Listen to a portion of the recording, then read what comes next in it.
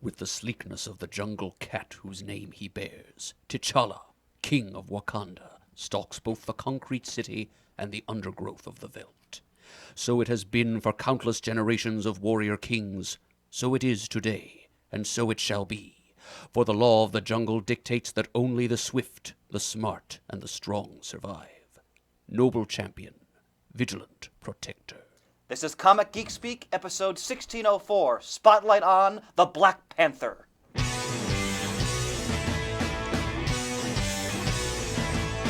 got it on Wednesday, and you was talking about it, going to the volume up. These guys will talk about it, everything that geeks love. From tapes to laser beams, opinions like the seasons, and everything you read. And comics, movies, games, toys, artists, Comic Geek Speak, Comic Geek Speak, Comic Geek Speak, Comic Geek Speak, Comic Geek. Uniting the world's mightiest heroes. This is... I'm Brian Chrisman. I'm Shane Kelly. I'm Adam Murdo. And I'm Chris Eberle. And welcome to the show. This has been a long time coming. Indeed. Spotlight on the Black Panther. His 50th anniversary. Yes. 50, gosh. So timing is everything. And of course, with the upcoming Captain America Civil War movie coming out this week as the episode goes on air. Indeed. Where the Black Panther plays a part in the movie. And overdue spotlight. So Perfectly timed spotlight. perfectly We are timed. Johnny on the spotlight We- this time. All credit to Murd, because I was planning on doing this last year, and Murd said, let's wait for the 50th anniversary. Murd, outstanding. Yep, and it bought you several more months to do the research, too. I need it. The past month, I've read almost every major appearance of the character. That's impressive. Just wait until you hear the results, folks. It's been fun and an honor. You must have speed read from, what was it, Great Space Coaster had speed reader on it or something. Whew. And to add what Japan said, in 2018, I believe, is his solo film.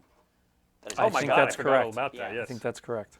So, a lot of Black Panther goodness coming down the Yeah. pike here. But yeah, all about the comics today, from his humble origins in FF52 Indeed. all the way to present day. That was right. planned 50 years ago, just for this moment. But before we get into the fun The meat? and the meat episode, I like the Shane, meat. tell us who are the sponsors of this episode. This episode is brought to you by the fine folks at InStockTrades.com. Go there for all your trade paperback and hardcover collection needs. If it's on the website, it is in stock. I say it every time, like going through the top 10 list. Ooh, this one I might have to get. The top 10, number 10 is Paper Girls Volume 1, which I have yet to read. 42% off. It's $5.79. Flash by Grant Morrison, trade paperback. Marvel Universe by John Byrne Omnibus. Absolute Transmet is number 7. Wicked and Divine hardcover, number 1, Volume 1, Year 1, is number 6. Sweet Tooth Deluxe Edition, oh, that's a good one too, is number 5. X-Men Age of Apocalypse Omnibus is number 4, and if you've never read that, read that. I love X-Men Age of Apocalypse. It's classic. Very much so. Green Lantern by Jeff Johns Omnibus Volume 3 is number 3. That wasn't planned. And Wonder Woman Earth 1 hardcover Volume 1, which I just got today, is number 2. The number 1 spot is held by Daredevil by Frank Miller Omnibus Companion hardcover, a new printing at 42% off. It's Gee, I wonder why that's $58. number 1. Yeah, right. How about it? I got the Wonder Woman book too. I'm looking forward to reading it. I am It's too. a Grant Morrison version of Wonder Woman's origin, I believe. I have been very happy with the Earth 1 books. I know some people don't like some of them or don't like them at all, and that's fine, but I myself have been very happy with them. Yeah, I'm looking forward to reading this one quite a bit. All right, so InStockTrades.com. And Thank you, I forgot that as we talked about Wonder Woman. That's good. Also this week, as the episode goes out, this Saturday, May 7th, is Free Comic Book Day. Indeed. So hopefully you all get to go to your local comic shop and see if they have some sort of promotion going on, get some free comics. And Chris, Yeah. what's happening at the Wild Pig store? Well, for many people, the most important thing is that Pants, Murd, and Peter will stop. be at the shop. Peter the Rios. Yes, during the sale. So if you're, in fact, I got an email. Please don't throw stones. Impossible. People just want to cuddle you. Come on, man. Stop it. I got an email from a listener. I forgot his name. I want to say it might be John. He's a truck driver. I think he's planning on maybe coming out from Michigan Wow. to go to the sale because to check out the store and to meet everybody. Nice. Is it part of his delivery route? No, he said and if you're listening, sir, I apologize if I mistook your name, but we're honored, and if you can make it, we look forward to Wow. meeting you.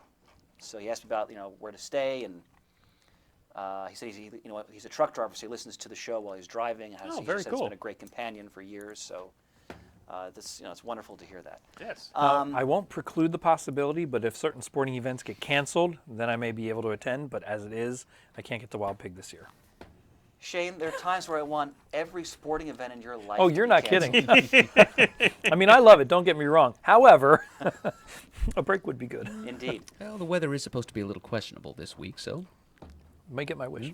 hope All right. survives. So just as Pants mentioned, so we're doing all right. We always coincide FCBD with kind of like our anniversary. So this is our 17th anniversary Wow. event, and for the past few weeks and through this week, I'm just filing thousands of new books into our 50-cent bins and into our sticker bins. We're going to have 30,000 50-cent comics at 25% off. They'll be about 38 38 cents. 38 cents a piece, and that's Bronze Age through the present. We're going to have sticker books that are well below guide at 25% off as well. We're going to have about 2,000 trades, new and used. Getting some from you today, Shane. Thank you very much. Thank you. For at 25% off, and most of those are $5 or $10, and then the 25% off that price. Most of them are in new condition. We're going to have a massive clearance table this year because we're sort of getting leaner and meaner with our new trade paperback selection because a lot of stuff doesn't sell or sells very slowly. So we took a lot of stuff off the shelves, and it'll be out front on tables for 50% off. Nice. And those books will be specifically marked and in a certain area, but it's not crap either. It's just good stuff that either its time has passed in terms of is it sellable, or it's just not moving. So that's all going to be out there. We're going to have Toon tumblers and pop figures at 25% off. All board games are going to be 25% off. Do you have any DC deck builder games? I don't know if we have any at the moment. I'll check with Bill. We Sorry. often have them, but I'll find out for Maybe you. get one for myself, so maybe. Well, I'll find out for you, my friend. You don't have your own copy of one? Well, who am I going to play with? Well, I don't know. That never stopped me from buying board games. I play when with I was you. I play with you guys, and you have a copy. So And at approximately 3 p.m., we're going to do an auction this year with very low starting bids. And these are the items that are going to be in the auction. Again, to also commemorate his anniversary and his appearance in the film, we're going to have a Bowen Designs Black Panther bust. We're going to have Avengers Annual 10, the first appearance of Rogue in near mint condition. We're going to have a whole series of gallery and artist editions. The Joe Kubert Enemy Ace artist edition. The Marvel Covers artist edition. The from Graffiti, I think this is an Graffiti. Eisner nominee, the Sandman Gallery edition. Wow. The Kelly Jones Batman Gallery edition. Back to IDW, we're going to have the Miracle Man Artifact edition. We're going to have the George Perez Avengers artist edition, and the Herb Trimpe Incredible Hulk artist edition. And then the piece de resistance is 1955 VG Batman 91. very good. So these are all going to be up for auction at approximately 3 p.m. Very low starting bids, and I think people are going to enjoy themselves with that. And the sale runs from noon to 6 p.m. on Saturday, May 7th, 14 South Michigan Avenue, Kenilworth, New Jersey. Minutes from Route 22 and Garden State Parkway, exit 138. Easy to get to, and that's wildpigcomics.com. Very cool. So come early, stay late. You'll be glad you did. And if you're hungry, go to the diner for some pickles. Fine pickles. That's right. Fine pickles indeed. And Shane, I hope this terrible weather. I know, me too. Not so bad that it will prevent people from traveling. No, it can clear on the roads. Just all the fields have to be Just covered. enough the fields to Light, get wet. steady drizzle. It'll be Yeah. fine. No, they play in the rain. And then the night before, a bunch of us are going to see the movie. Yes, we are. So if we get it's- tickets. That's not your problem. Twist the knife there. That's not your problem. Okay, anyway, so as always, Chris has done yeoman's work on it. Of course, everyone knows he's a teacher, so he's all about the preparation and the outlines. And I hold in my hand a 5-page, double-side printed Single-spaced. outline for this episode. There's a lot to go over. I brought my sleeping bag. Let me just say outright, I will not be a whole lot of help in this episode because I could not find my copy of the Masterworks that has the Black Panther. But you always appearances ask in it. great questions, sir. I know, but I mean, I had a box. I'm sorry, that said Masterworks in it. I went through it. There's the X-Men, there's Spider-Man, there's Silver Surfer, Doctor Strange. I could not find this specific one, so I know it's in my database. So I'm sorry. So in the Byzantine corridors of your house, as made by comic book boxes, it's got to be somewhere then. Yes, right? I just Okay. don't. I mean, I looked. So I'm pretty sure it's snickering at you. I have read his first appearance before because we did the introducing That's right. episode way back in the olden days. So anyway, looking forward to live discussion because you guys have read some more recent things. I've really not read much Black Panther. By the way, I'm just segueing into the whole how'd you get into Black Panther. Of course. I'm more familiar with his current run through the Avengers and the Illuminati books. That's where in the last 5-6 years of his continuity I've been reading. I've never read any of his individual books other than the scattered appearances in other team books he's been in. So I'm looking forward to this very much so. I know this is one of your favorite characters of all time. He's right up there with Spider-Man. You're wearing a Black Panther t-shirt tonight. Yes, Open I up am. your shirt there and show Oh, the yes. folks at home who are watching on the YouTube channel. This is a Bronze Age image. I think it's done by John Byrne, if I'm correct. Correct. From Jungle Action. Ah, excellent. So, and actually, Pants, even though you've only read the Panther really the past 5 years, my gut says the character we're going to see on in the movie is going to be heavily based on the version that you've, That's what I would imagine. I would think that too. which is heavily based on what Christopher Priest did. So Excellent. that's my gut feeling on that. Shane, what about your initial impressions of the Black Panther? I've only known of him as a character in whatever Marvel books I was reading, and he was there in the background. I never read any Black Panther books or sought out his appearances. Even when Peter and you kept spouting off about how great Priest's Run is, so when you were gracious enough to give me the first volume, that is the first time I really sat down to read Black Panther. So you read that first volume. Yes. We can get your impressions when we get there. Excellent. Yes. Excellent. But a lot of fun. And it's funny you mentioned that he's in the background because I read a lengthy interview that I think it was Newsarama put up last year with Christopher Priest, which I got some quotes from for this outline. And he said one of his goals, I'm paraphrasing, was to get the Black Panther out of the background and put him into the foreground of the Marvel Universe. And I think he more than succeeded on when it comes to that. So Yeah. we'll talk about that. Murd, go ahead, my friend. Well, I guess you can just kind of cut and paste the first several sentences from a lot of other how did you first get exposed to character X that we've done in many Spotlight episodes past. It's Matt's collection of Marvel Universe trading cards. That Matt. Yeah, that Matt. He's ruined my life. But yeah, so the Series 1 card in particular, I remember. That's the one with the names of the characters and those little yellow banners down remember in that, the yeah. lower right corner. And it was an image of T'Challa leaping out at the viewer from in a jungle setting. And there's this large, what looks like a heavily plated pipe or tube or cable of some sort, about a foot thick down in the lower right-hand corner. He's leaping over that towards the viewer. I think the storyline I constructed for that in my imagination at the time was that that was some hardware that had been put there by whatever foe he's leaping towards to fight. But knowing what I know about the character now, I realize it's more likely something that T'Challa himself installed, since Wakanda is, after all, a technological paradise. Indeed it is. The first Black Panther story that I actually read was Fantastic Four Unlimited #1 from early 1993 by Roy Thomas with art by Herb Trimpe.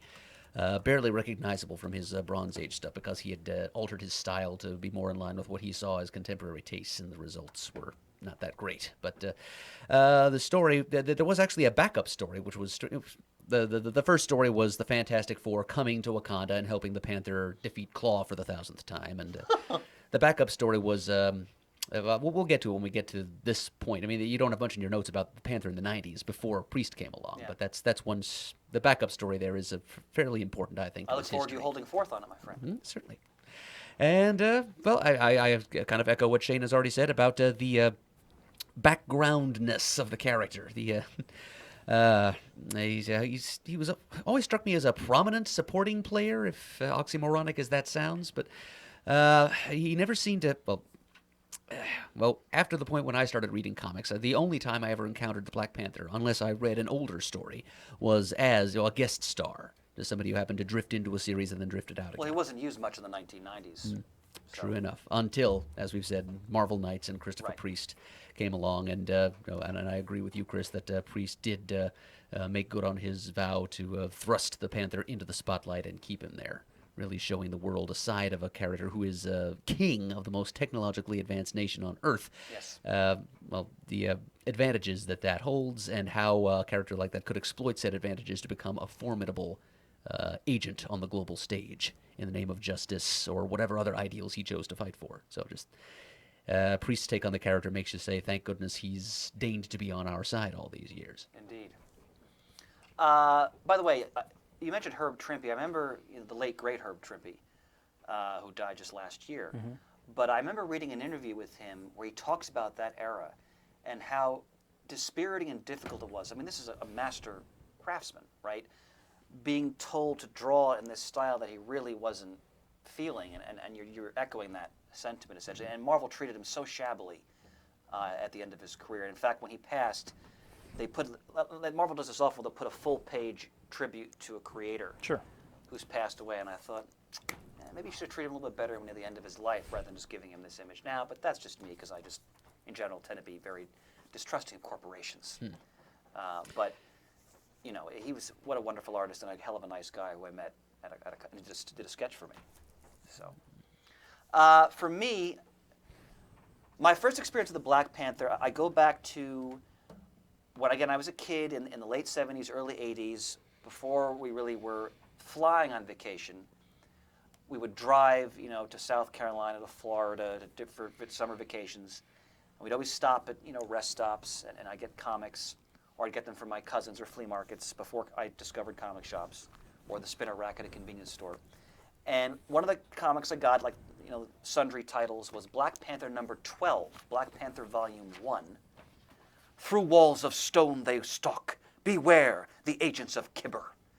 Now, this is from the Kirby Black Panther, not Kirby FF Black Panther, his own series. And I'm really looking forward to discussing this with Mert in particular, because, and I mean this in the most positive way possible, this is one of the most bizarre interpretations of a superhero I've ever seen in terms of Marvel history. And I'm looking forward to discussing it. But back to my original point, which is this is the first time I read a story with the Black. I never heard of the character before I got this comic book. And it was one of my earliest exposures to Kirby art. I'd seen Kirby art before, but I'd never seen Kirby art from this time period, late 1970s, and I loved it. I was totally taken in by just the sheer power, right, of the art and how larger than life it was, and obviously the powerful perspectives and so forth. And I loved the Panther's costume. I loved how he looked. I was too young to appreciate the fact that it was rare to see a mainstream comic where all the main characters were African American. And it was wild Kirby imagination.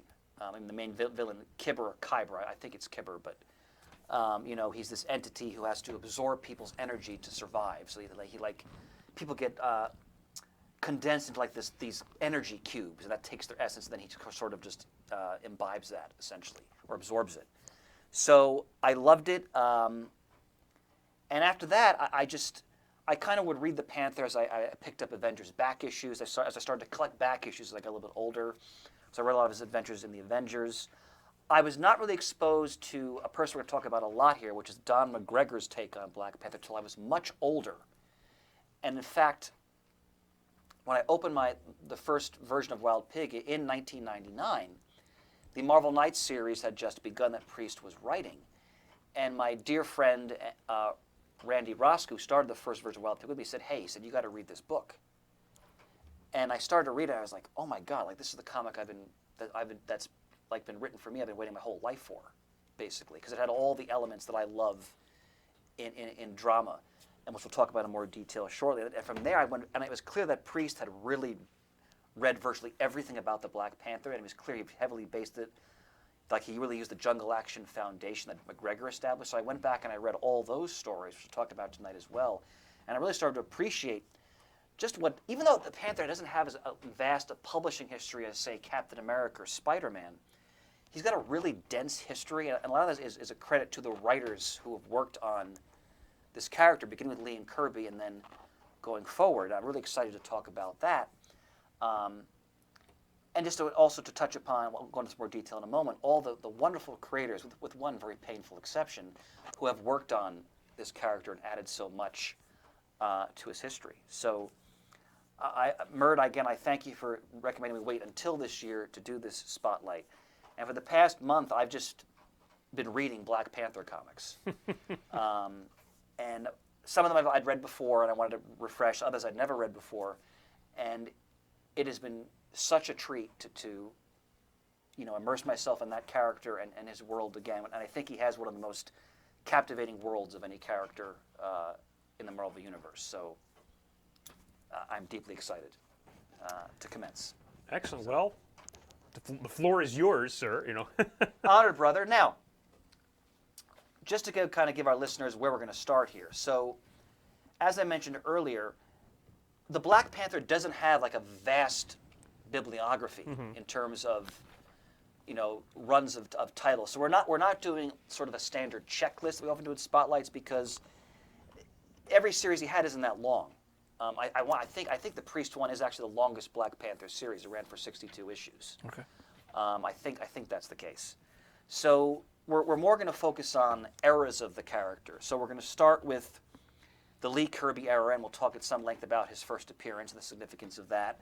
And we'll just discuss the Silver Age in brief, his time on the Avengers. Now, when we did our Avengers spotlights back in 2013 and 14, we talked a lot about those stories.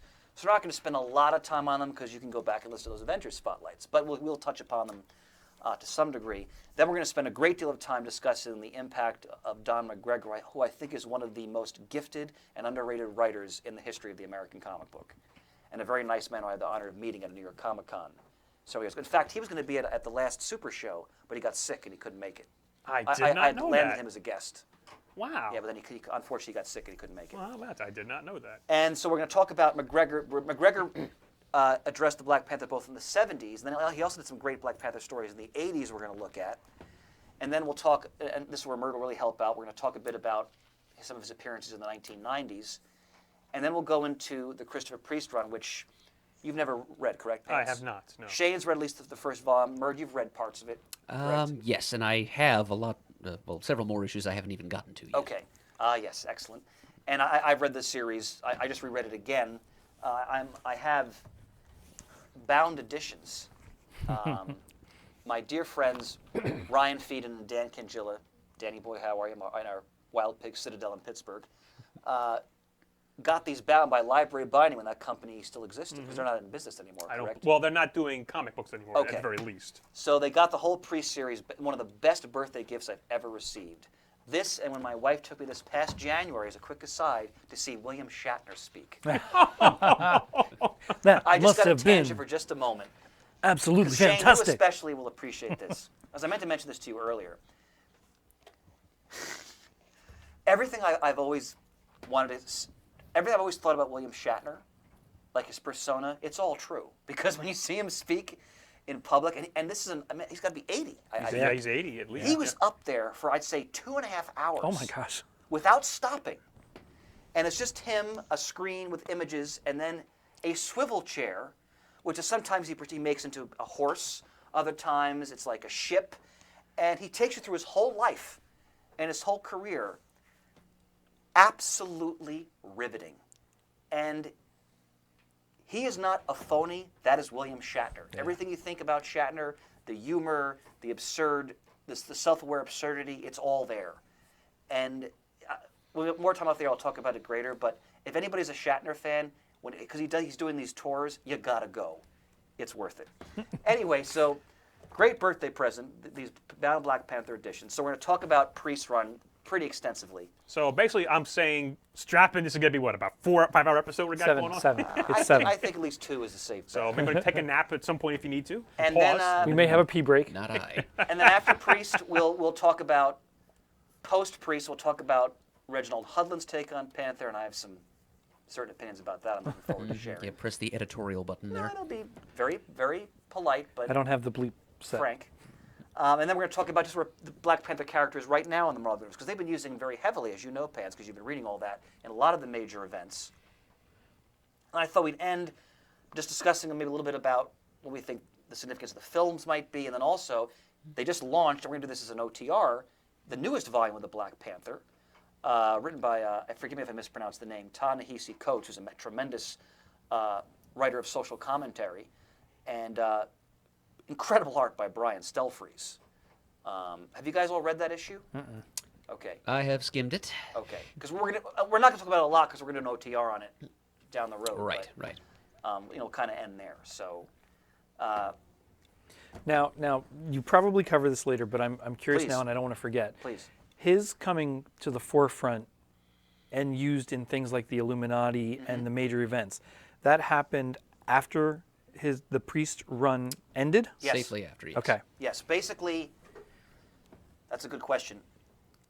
During the priest run, because he so made the Panther a major power play in the Marvel Universe in that run, you start to see him being used that way in other titles, both concurrently with the priest run and then afterwards. For example, you've probably all read the classic Busiek Perez Ultron story. Ultron slaughters that entire country. Yeah. The priest Panther is in that story. The classic, I think it's pretty, I should say classic, I think it's a great story. The Avengers Red Zone story. Is that Jeff Johns? I think so. Yeah. That's the priest Black Panther. Like it's that Black Panther in those stories. And now the reason why I'm saying the priest Black Panther is because one of the challenges of doing this history is that of all the different versions we're going to talk about, some of these have been wiped out of Marvel continuity. And like for example, the priest run technically is not in Marvel's continuity anymore. And I'll be discussing my feelings on that when we get there. But a lot of the things Priest did totally suffused the character after that in ways both effective and not so effective. So some of the stuff we're talking about, because Marvel's continuity I think is so difficult, I think, to grapple with now to some degree. I think so too. Some of it is not technically in continuity anymore. So like when we get to the Reginald Hudlin stuff, which is Priest run ends, I want to say, in 2003. And then Hudlin takes over with a new volume in 2005. When you read it, you realize the priest run doesn't even exist. And I'll get into my feelings on that. Yeah, let's get started here Yeah. because oh my God, there's so much to get through. So I'm going cross-eyed. that's okay. So in terms of eras, so we're going to talk about, again, the Silver Age, FF52 and 53, and the Avengers. The Bronze Age, Don McGregor, his run on Jungle Action. Imagine them using a title right now to describe black people called Jungle Action, Oh by my the gosh, way. yeah. The politically incorrect 1970s. Yeah. Jungle Action 6. Jungle Action was an Atlas title originally, wasn't it, Murd? I want to say it was. It may have been. I mean, this new volume, of course, was all Marvel. Yeah. They weren't continuing old numbering. But for the first several issues, it was just reprints of old That's right. Atlas-era material. Yeah. So we look at Jungle Action 6 through 24. Then Kirby's fun, although thoroughly bizarre take after that. Then we're going to look at, in the Copper Age, I just read this story for the first time. McGregor, you all remember Marvel Comics Presents. Okay? Yep. Oh, yes. The often very fun anthology book Marvel ran, where they had 3 or 4 features in a book, and then they would continue them for It's like so many 4 months. or 8-page stories Yeah. per issue on a bi-weekly basis. From issues 13 to 37, Don McGregor and Gene Colan Wow. did the art on this, and I have 2 pages from this thanks to Pants, by the way. Did a story called Panther's Quest, which I just read this for the first. I shouldn't say the first. I probably read it in the '80s when I was a kid, but that's so many years. I read it again. I went to Ides and found the whole run, because one of the best Panther stories I've ever read, one of the best comic book stories I've ever read. So we're going to talk about that and Panther's Prey, his follow-up, and I said the modern age, Priest, and then all that came after that. Now, one other caveat. We were talking this before we went on the air. We've all always pronounced his name T'Challa, and his late father's name T'Chaka. Now, I was doing some reading, and in Jungle Action 19, McGregor has the Black Panther correct another character to say, my name is not pronounced T'Challa. He said, the T is silent. So Chala. Now, honestly, I don't know which one is correct. I've always said T'Challa. I As think have I. everybody has always said T'Challa. Yep. If we're wrong, and I'm going to keep saying it because it's just net, if we're wrong, someone please correct us on the forums. And I'm interested to see in the movie how are they going to pronounce his name. Yeah. So, Because remember, Mert, you and I were talking about how we always used to think it was Bawana Beast, the DC character. Then Mr. D. McCutcheon say it's Buana Beast, like the apostrophe doesn't exist, essentially. So, Well, the difference there is a little slighter than between True. T'Challa and Chala, but true. so we do collectively apologize if we're going to be getting it wrong for the rest of this episode. But well, as our late comrade Jamie D always used to do, he was pronouncing the name of Thor's hammer Mjolnir his entire life. And That's right. even after being corrected, he Continued. he basically used his age as an excuse and said, "Yeah, I'm just going to keep on saying it that way because." Brother D, this one's for you. All right, now, I thought we'd start not discussing the Black Panther, but Wakanda. Because, and Shay, could you pull up the map of I Wakanda? just did. Well done, You sir. said Wakanda, and boom. Yep. His See, cues. he can be trained. Our man on the spot. That just went into so many inappropriate areas. Married Fantastic. 20 years. I'm trained. We have to. I think we need to reflect for a moment on what Lee and Kirby really created here. Because now the Panther first appears in 1966. Now think about the historical context. 1963 of MLK's March on Washington. 1964, the Civil Rights Act is passed, banning segregation in the United States, and actually discrimination in the workplace. In 1965, the Voting Rights Act passes to further guarantee the rights of African Americans to vote in the South, which the Supreme Court just gutted, by the way. So it's 1966, and Lee and Kirby not only introduced the first major black superhero to be prominently featured in a mainstream comic. Now, there were other black characters prior to that. There was a Jungle King from the 50s. I can't remember his name, Merd. I think he was an Atlas character. I'm brain farting his name. I apologize for that. And you had supporting characters like Gabe Jones from the Howlers, Sergeant Free and the Howlers. You know, Robbie Robertson in Amazing Spider-Man. The Falcon has not appeared yet. He comes a couple years later.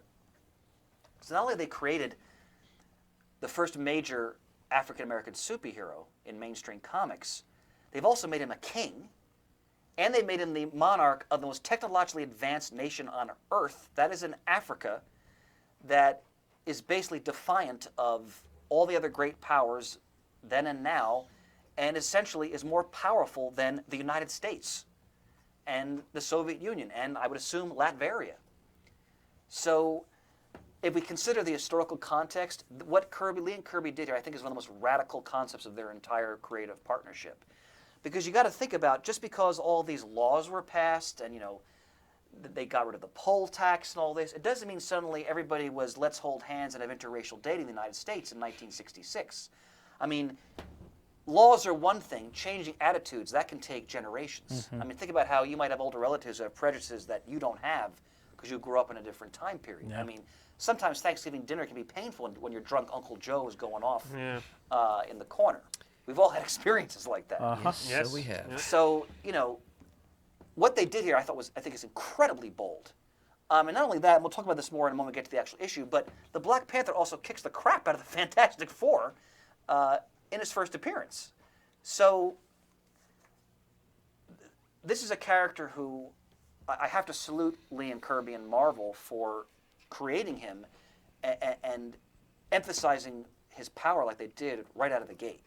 Now we'll get into how he kind of fades for a while in some ways, and then he comes back, you know, with tremendous power in terms of his publishing history. But there's no denying when you go back to the foundation of T'Challa, which every writer I've read about when they talk about working the Black Panther, they always say basically the whole foundation is in Fantastic Four 52 and 53. Like everything you need to know about the Black Panther and why he's such a compelling character, Lee and Kirby laid the cornerstone right there, essentially.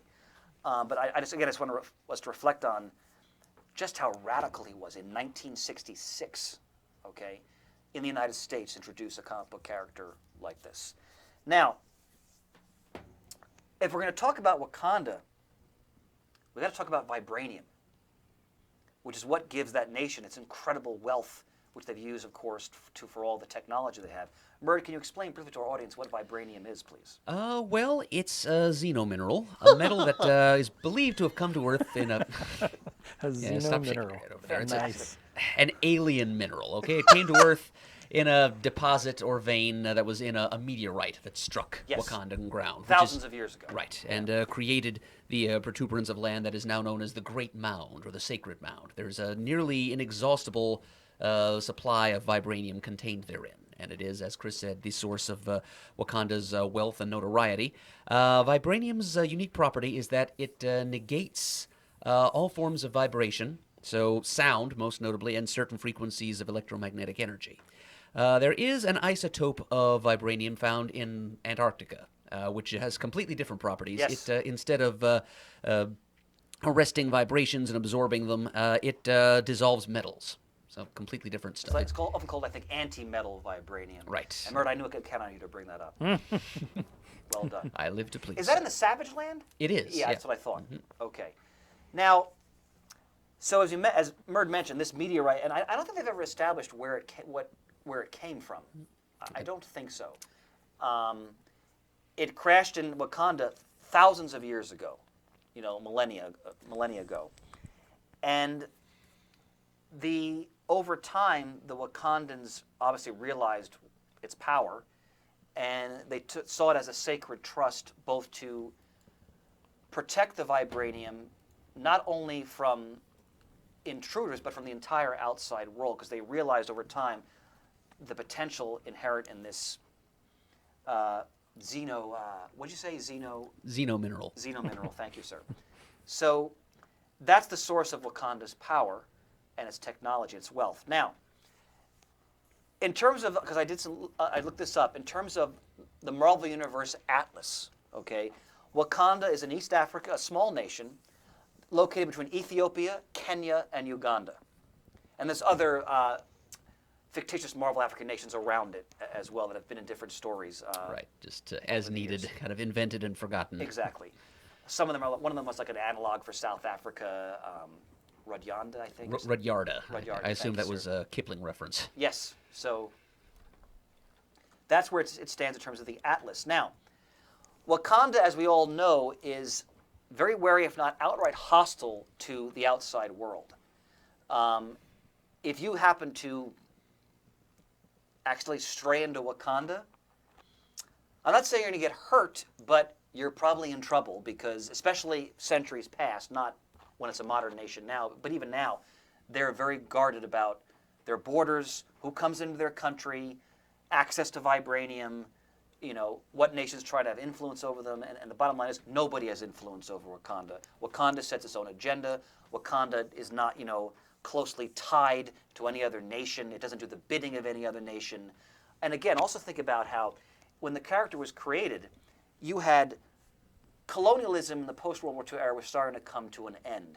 Many African nations were throwing off the yoke of colonialism, but in many cases, like in Zaire with that piece of crap Mobutu, they were becoming dictatorships, and even now in Zimbabwe, that fascist pig Mugabe is still in power there. So Wakanda is different in that it's never been colonized, never suffered European imperialism, and nor has it allowed itself to be run by a tyrannical despot, which is what happened to so many African nations in the post-colonial period, in real history. So think about that: an African nation, state-of-the-art technology, never conquered, never controlled by white outsiders in any way, shape, or form. Now, the political dynamic of Wakanda is very interesting. And a lot of the credit of this goes to Don McGregor and Christopher Priest. They're the two main writers who really established the political dynamic, the cultural dynamic of Wakanda and its society. Now, Wakanda actually consists of a variety of tribes. And those tribes are often actually called the Wakandas. And the Black Panther is he's the king of Wakanda. He's the spiritual leader of Wakanda, like a religious figure. And he's also the chieftain of the Panther tribe or Panther clan, which is like the most powerful of all the tribes in Wakanda. And the reason why the Panther tribe or clan is so powerful is that is the clan that is tasked with guarding the sacred vibranium mound. So the Black Panther and this is what Priest really emphasizes. He is not a superhero. His garb is not a costume. It is a spirit. They're like spiritual vestments of the spiritual leader and the warrior king of Wakanda. So when you don the garb of the Black Panther, you've had to go through a whole series of trials. You have to defeat 12 of Wakanda's greatest warriors in hand-to-hand combat. You have to eat something called the sacred heart-shaped herb, which is infused with vibranium. Because all the vegetation of Wakanda is suffused with vibranium everywhere. And when you and only T'Challa's line can actually consume this herb. And it gives the Black Panther heightened senses, reflexes, strength, speed, agility. He's like one of the greatest hunters in the Marvel universe. Like when he has someone scent, he never forgets it. For example, his hearing, his sight, everything is enhanced. He can lift about 800 pounds, for example. And this, of course, but besides his lifelong training, makes him a very formidable warrior on every level. Now, the Panther clan or tribe worships the Panther goddess Bast, which is that's like the state religion of Wakanda. And the Black Panther is like the living symbol of that goddess and the cult surrounding the Panther goddess.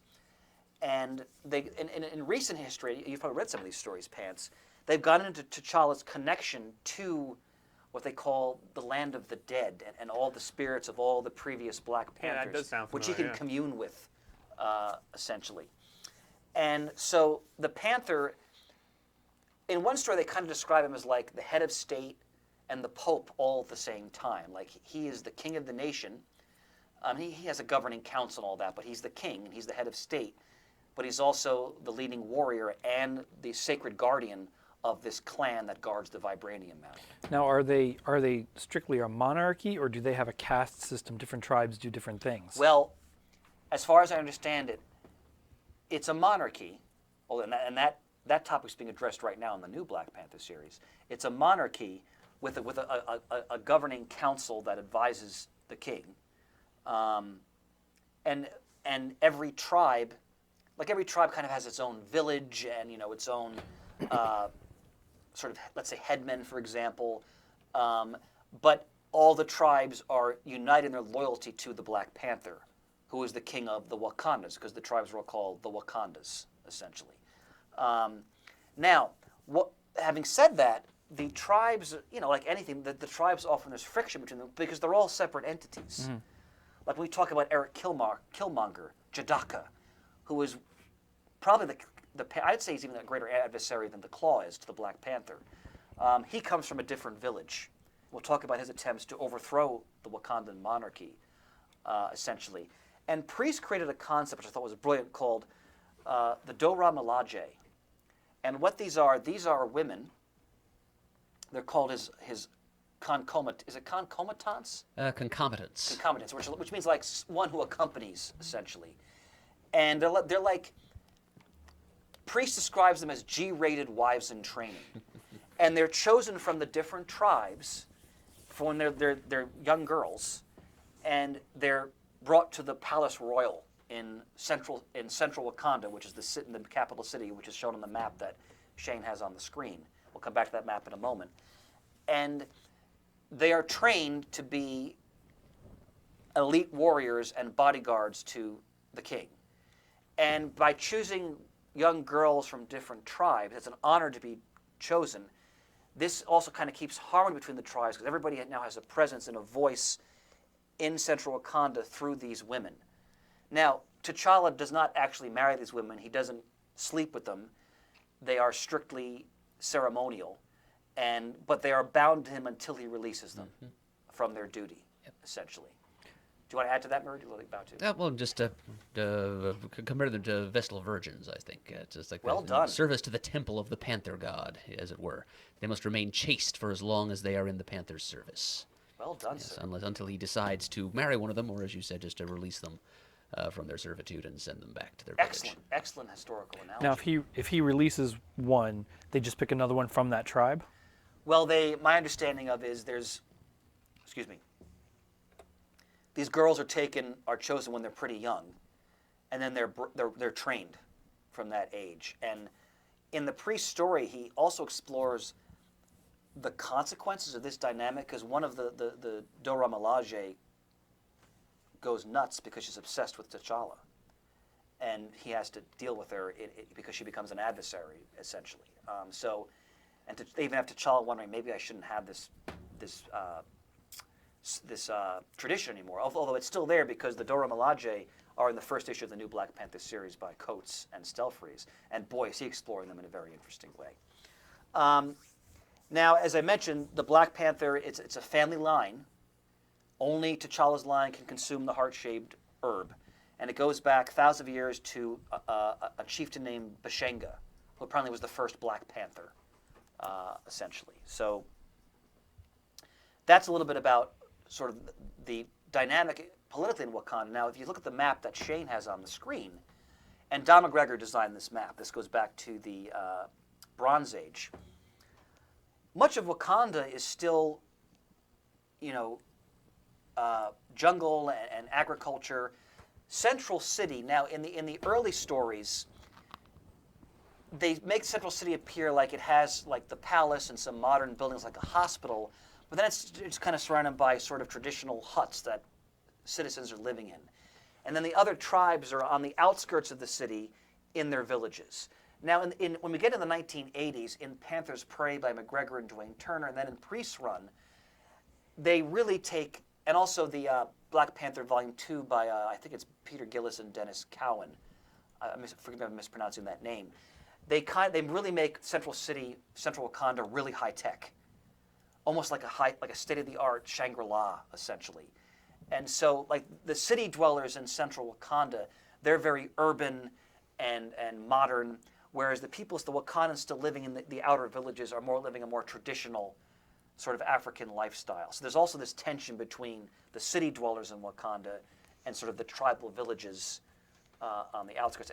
And T'Challa has to balance those two worlds, essentially.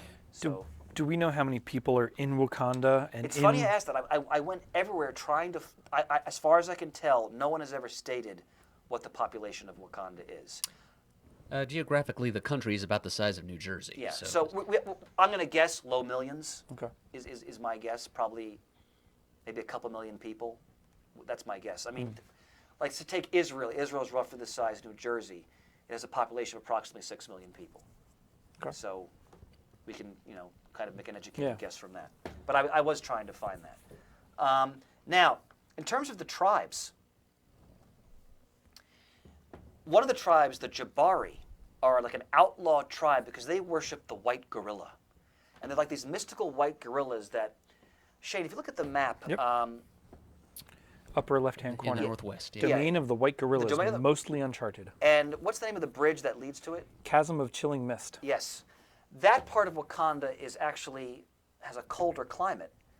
And that tribe formed, whereas most of Wakanda formed a cult around the Black Panther, this tribe formed a cult around the white gorilla. And these white gorillas are mystical and rare and apparently very large and powerful. And M'Baku, who we know is the man-ape, one of the Panther's great nemeses, he apparently ate the flesh and bathed in the blood of one of these mystical white gorillas, which gave him the powers of the man-ape. And he's actually a former friend of T'Challa, and he's one of Wakanda's greatest warriors. But the Jabari are like an outlaw cult because they worship the white gorilla. And the Wakandan government kind of keeps them down, essentially. They keep very close tabs on them because they see them as a threat to sort of the social order of things. Because you get a sense that it's a very delicate balance between all of these tribes that the king has to kind of maneuver. Like he has to walk a fine line to keep the city dwellers and all the tribes in harmony, essentially. That's why the Dora Milaje are so important. That's why the role of the Black Panther is so important. So, now Murd mentioned vibranium, and of course, that's where we get into the Panther's first appearance, which we'll touch upon, shortly. In that Ulysses Claw. And Murd, why don't you give us a little bit of background on him? Okay. Ulysses Claw is a Dutch scientist. He's from Vlaardingen in the Netherlands. From where? Vlarningen. Fantastic. Vlardingen, I believe. And there, ladies and gentlemen, is the encyclopedic knowledge. Well done, sir. I had to read the guy's entry at some point. He studied at the University of Delft, and he became a physicist and geologist. His specialty is, the mechanics of sound. And he became obsessed with the properties of this mysterious metal vibranium. And we learn a little bit more about his background in that Fantastic Four Unlimited story I mentioned, actually. That apparently his father had some dealings with T'Challa's father, T'Chaka, back around the time of World War II. So he passed down that knowledge to his son, Ulysses Claw. And he then, when he became an adult, this became his sort of his white whale sort of thing. He became the Ahab level obsessed with getting to this sacred mound of the Wakandas, getting his hands on this boundless resource of vibranium to use for personal conquests and unlimited wealth and power and whatever it is such megalomaniacs seek. But it was also kind of personal, as that Fantastic Four Unlimited story reveals, because there's kind of a family grudge between these two. Between the Panther clan and the royal lineage of T'Chaka and T'Challa and the Claw family. Indeed. So he goes there. He hires a bunch of mercenaries under the guise of just another group of exploitative, ruthless ivory hunters. They go in, and they're hunting something far more precious than ivory. They want the vibranium. They kill T'Chaka, T'Challa's father. And many other Wakandans. Mm-hmm. Yeah. Yes, it's kind of a slaughter. And T'Challa's just a boy at this point. But he gets his hands on one of Claw's sonic blasters, destroys Claw's hand with it, and drives off his men, killing a few of them in the process, I must assume. But it's at that point that the boy is forced to become a man rather immediately, and he then becomes king and is forced to undergo the ritual of Black Panther and consume the heart-shaped herb and all of that. But it's all precipitated by the arrival of this person Claw, this ruthless mad scientist, into the midst of his land. And well done, sir. We should mention that they established throughout the various stories that many outsiders have heard about like the myths of vibranium, have tried to penetrate Wakanda to seize it. All fail. And many of them fail in a very unpleasant fashion, to say the least. And we should also mention that T'Chaka begins to allow very small amounts of vibranium to enter the outside world, contingent upon how it's going to be used. And Priest will explore this in his run. And apparently, correct me if I'm wrong, I think a small amount of vibranium ends in the hands of the man who creates Captain America's shield. That is correct. Please proceed. I can't. McLean, Dr. Myron McLean. Yes. Right, who eventually would invent the alloy known as adamantium. Yes. It's very well known to Marvel Comics fans. But before that, he created an alloy of adamantium and sort of a proto-adamantium, vibranium and adamantium, which gives the shield its extraordinary resilience. He blended the two, essentially. Right. That's why it's able to bank and carom and ricochet off of different surfaces so precisely. Why Cap's able to be such a marksman with it, because it absorbs the force of impact so well, and the vibrations of impact don't throw it off course. Well done.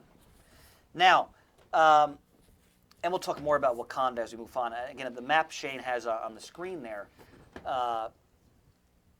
you get a sense of this is a world that is both in the state-of-the-art technology, modern age, but also in the past as well. And the Wakandans are very cognizant of their traditions, and they try to maintain them while concurrently having the most advanced technology on Earth in the Marvel Universe. So, and you see that sort of that dichotomy and that tension in many of the stories. And a lot of that, the map, and really when we talk about Wakanda, all credit has to go to Don McGregor. Because when he's writing Jungle Action, working with wonderful artists like Rich Buckler, the late great Billy Graham, Klaus Janson, he conceived Wakanda as a nation. I mean, Lee and Kirby did that a little bit, but McGregor really explodes that, as that map shows, and he creates landmarks and different sites that have ever since played into Wakanda's story, like the River of Grace and Wisdom, for example, Central Wakanda, the refuge of the white gorillas, Eric Killmonger's village. It all comes out of McGregor, essentially. Now, let's talk more about T'Challa's powers and abilities. We already mentioned the sacred heart-shaped herb, which only T'Challa's line can consume. Once he's passed the rituals of the Black Panther, he also has to eat the herb. Again, speed, agility, reflexes, vision, taste, smell, hearing, and also a healing factor all are enhanced by this herb. And he has to go through this ritual twice a year. Did they ever say what happens to anybody who eats it who isn't? Oh, priest explores that. Well, Shane, excellent questions. We'll get into that. Now, in addition to the herb, I want to make it clear, the Black Panther isn't just about the herb. Even without the herb, he's still one of the most formidable and dangerous people in the Marvel Universe. From childhood, trained in the arts of war, diplomacy, statecraft. He's considered, I often read, one of the 8 smartest people in the Marvel Universe. Mastery of physics, engineering, vibranium-associated technology. He's attended college, he has PhDs. For example, he designed the Falcon's flying harness. That was designed by T'Challa, for example. A master strategist and tactician, easily on a par with Captain America, if not superior to him. He can easily go toe-to-toe with Doctor Doom, Namor, Magneto, any of sort of the great, monarchs and master strategists in the Marvel Universe. He's their equal, if not their superior, in many cases. We also should mention, this is another great McGregor concept, the techno jungle. Murr, you know what that is? Well, I've recognized the name. You say McGregor came up with that? Yes. It's in the Palace Royal. Underneath that, I think McGregor came up with it. If I'm wrong, please someone correct me. There's a vast subterranean repository of Wakanda's science and technology. And the Panther and his lieutenants will often descend under there where they have, massive computer banks, and he has like a special lair, and that's where a lot of sort of the nuts and bolts of Wakanda's technology all operates from what's called this underground, this subterranean techno jungle. And Priest really gets into that heavily in his series. For example, the Panther uses something called, I forget if I mispronounced this, a Kimoyo card, which in the Bantu dialect means of the spirit. It's basically like the world's most sophisticated iPhone, which Priest came up with that concept, and the Panther uses it. In 1998, before there was such a thing Yes, as an iPhone. Indeed. He uses it for all communication, computer access, knowledge, everything. It's all in this card that he has. And in the recent Coat series, they're still using that concept. The Panther uses vibranium in everything, in all of his weaponry. His uniform is a vibranium weave. So it's very difficult to kill the Black Panther because, as Murd mentioned, anything involving sound, vibration, like if someone shoots a gun at the Panther, and I can already tell from the coming attraction, they're going to show this in the film. All right, sorry. The bullets just drop. Knives, it's not invulnerable, but it's very difficult to harm him. Fire will not affect him. His boots have vibranium soles, so he can jump several stories and land without a problem. You probably saw that in what you read so far, Shane. He can run up buildings. He can kind of skim across the water because of these vibranium soles. And I should mention that this is all Priest because for much of the Black Panther's history, he has this classic sort of black or midnight blue costume. And as I was rereading all these stories, it was kind of funny that in the McGregor series, his uniform gets shredded in virtually every issue. And I read Priest saying, this guy's a king of this high-tech nation. Shouldn't he have a better uniform that will not fall apart every time he goes into action? Yeah. So, in fact, could you call up the image of the Panther standing with his arms like this? It's the Sal Voluto image of the Black Panther, and he's got like the belt and the necklace around him. He's got his hands up on his head. No, it's not that one. This is going to be much more recent than that. It's a white background. It's the Sal Voluto Bob Almond image. It's the second one of those images of there, the Black Shane. Panther. You have to uncheck the top one. Oh, for heaven's sake. So that image, that's the Priest Panther. There's the one. There we go. And it's very much the Black Panther's uniform, as we all know, but it's enhanced in keeping with the fact that this guy's not going to expose himself to vulnerabilities like that. His uniform is going to be a state of the art. And you can tell that the film is going to have that kind of uniform, clearly. In fact, the uniform is also essentially a cloaking device. And you saw in the Priest run, Shane, there are times where suddenly he's in his uniform, and then suddenly he's wearing a suit. Mm-hmm. That's the technology of the uniform, which can change or can make him invisible, essentially. He also had Murd mentioned for the Antarctic vibranium, the antimetal. The claws of his uniform consist of that vibranium antimetal, which can basically destroy any metal that it comes into contact with. Now, destroy because he puts force behind it, or like if he would grab his arm or something like that, it would rip his suit? All it would need to do is make contact. Okay. I mean, he slashes. He's going to go right through whatever substance, except for maybe adamantium, that he's slashing. He also uses vibranium energy daggers, which he can use individually or throw them in sort of a fusillade. In fact, another piece of art that Pants made me aware of, Hi. which I just bought and I treasure, it's from the Priest run. It's a half-page splash of Panther fighting Iron Fist, and the Panther's holding his vibranium energy daggers. And that's a beautiful page, Pants. Thank you so much. You're very welcome. I'm an so- enabler. That's sort of an overview of Wakanda, vibranium, of the uniform, his technology, which plays a part in all the Black Panther stories from the Silver Age forward. Anybody have any comments or questions about that before we move into supporting cast? Oh boy, I'm sorry. It's just, wow, you're really thorough here. My God. I should have had a nap today. It's a thing.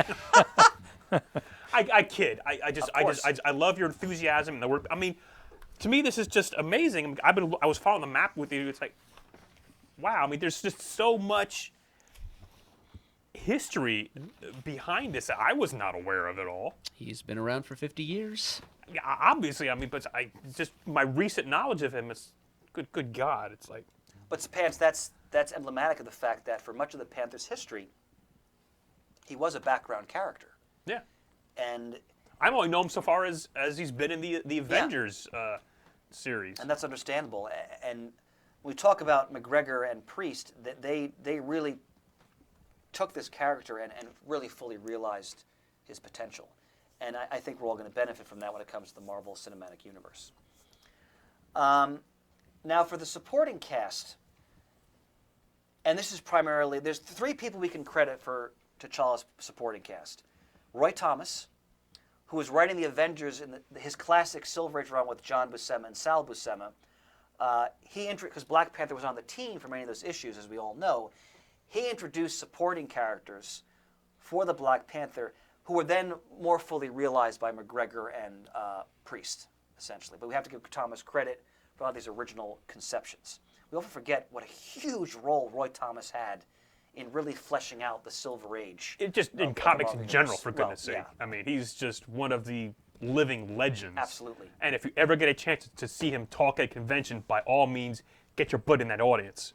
I would love to. And you guys have had him on the show twice, actually. He's been on the show a few times, and he's been to London, and I just saw him last year in Connecticut, talk with Jerry Ordway about the Invaders and All-Star Squadron, and that's just a part of his career. Trying to find the masterworks of this Fantastic Four that Panther appeared in, I found my copy of Alter Ego #1, the new reissue. So it's like I found that. So it's like, he's just done so much. Alter Ego is one of the most vital historical magazines in the comic book medium. I mean, it was nominated for an Eisner. I'm sure it's been nominated many times, frankly, and it should be, because it's Thomas's love letter to, especially the golden and silver ages of the American comic book medium. So. Yeah, because he started out as a letter hack and a fanzine creator with Jerry Bales. His history is just, if you don't know it, he's another guy you really need to And I pay just attention read in his recent issues of Alter Ego, they've done a 2-part interview, you'd love this, Murd, on Roy Thomas's 90s work from the 1990s. And he's talking about how apparently he's in the midst of writing a biography of Stan Lee. Oh, my Lord. Which, Wow. when that's published, I will be first in line to grab that. That's incredible. And he also wrote the magnificent, what's the company that does the huge books, that wonderful publisher does the hardcover histories, they're like the suitcase-sized. Oh, wow. They did the DC history, they did the Marvel Oh, one. Taschen. Taschen. Yeah, the Marvel one they did, Roy Thomas wrote. It's awesome. So I feel like I have to get like a podium to put those books on. It's kind of like standing on turning the page. I'm sorry, I didn't mean to derail the conversation, No, but he's please, just please. very, very, very important. Any chance to sing Roy Thomas's praises, I'll take it. Now, in terms of his supporting cast, again, Thomas, McGregor, and Priest are the main architects here. And Lee and Kirby a little bit too, because T'Chaka is the Panther's father. Now, when the Black Panther is first introduced, T'Chaka's already dead. And we learn in FF53 about how he died. But make no mistake, T'Chaka permeates all the Panther stories because his son is always thinking about him. He's always, am I living up to my father's legacy? Am I honoring my father? There's flashbacks of T'Chaka. Priest does a wonderful flashback story where Captain America in the Golden Age goes to Wakanda and confronts T'Chaka, and they end up in combat. It's awesome. So he's very present in all the iterations of the Black Panther, all the different volumes, and since T'Challa's been able to commune with previous Black Panthers, he's also talked to his father as a spirit, essentially as well. Now, in terms of T'Challa's mother, there's actually two characters. All right, so Naomi is his actual birth mother, but she died giving birth to him. So we only see her in flashbacks in different stories. He's raised by another woman named Ramonda, who was created by Don McGregor, who is his stepmother. She's a South African who Chaka met as a widower and fell in love with and married. They had another child, Shuri, who is the Black Panther's sister. We'll talk about down the road a little bit. And there are basically two people who T'Challa can let his guard down with. We should also mention T'Challa, especially in his more modern interpretations, is an extremely guarded character. He's impenetrable. He's hard to know him. He is not really emotionally available because he constantly has to be sort of on his toes as this king, essentially. So he's a very hard person to know. He cloaks his emotions for his own purposes and also because he has to, as in his role as a monarch. Think Batman cubed. Exactly. And Priest in his interview talks about Batman and how he felt, not identically, but in some ways T'Challa should be like a Batman-type character. And there's two people who know T'Challa intimately, Ramonda and Storm, and who he will let his guard down. And we'll talk about both of those characters as we go through. Ramonda, and McGregor introduces her in that Marvel Comics Presents story I was telling you about. She first appears in Marvel Comics Presents issue 14. She goes back to her homeland, South Africa. She's abducted by a South African governing minister who's obsessed with her.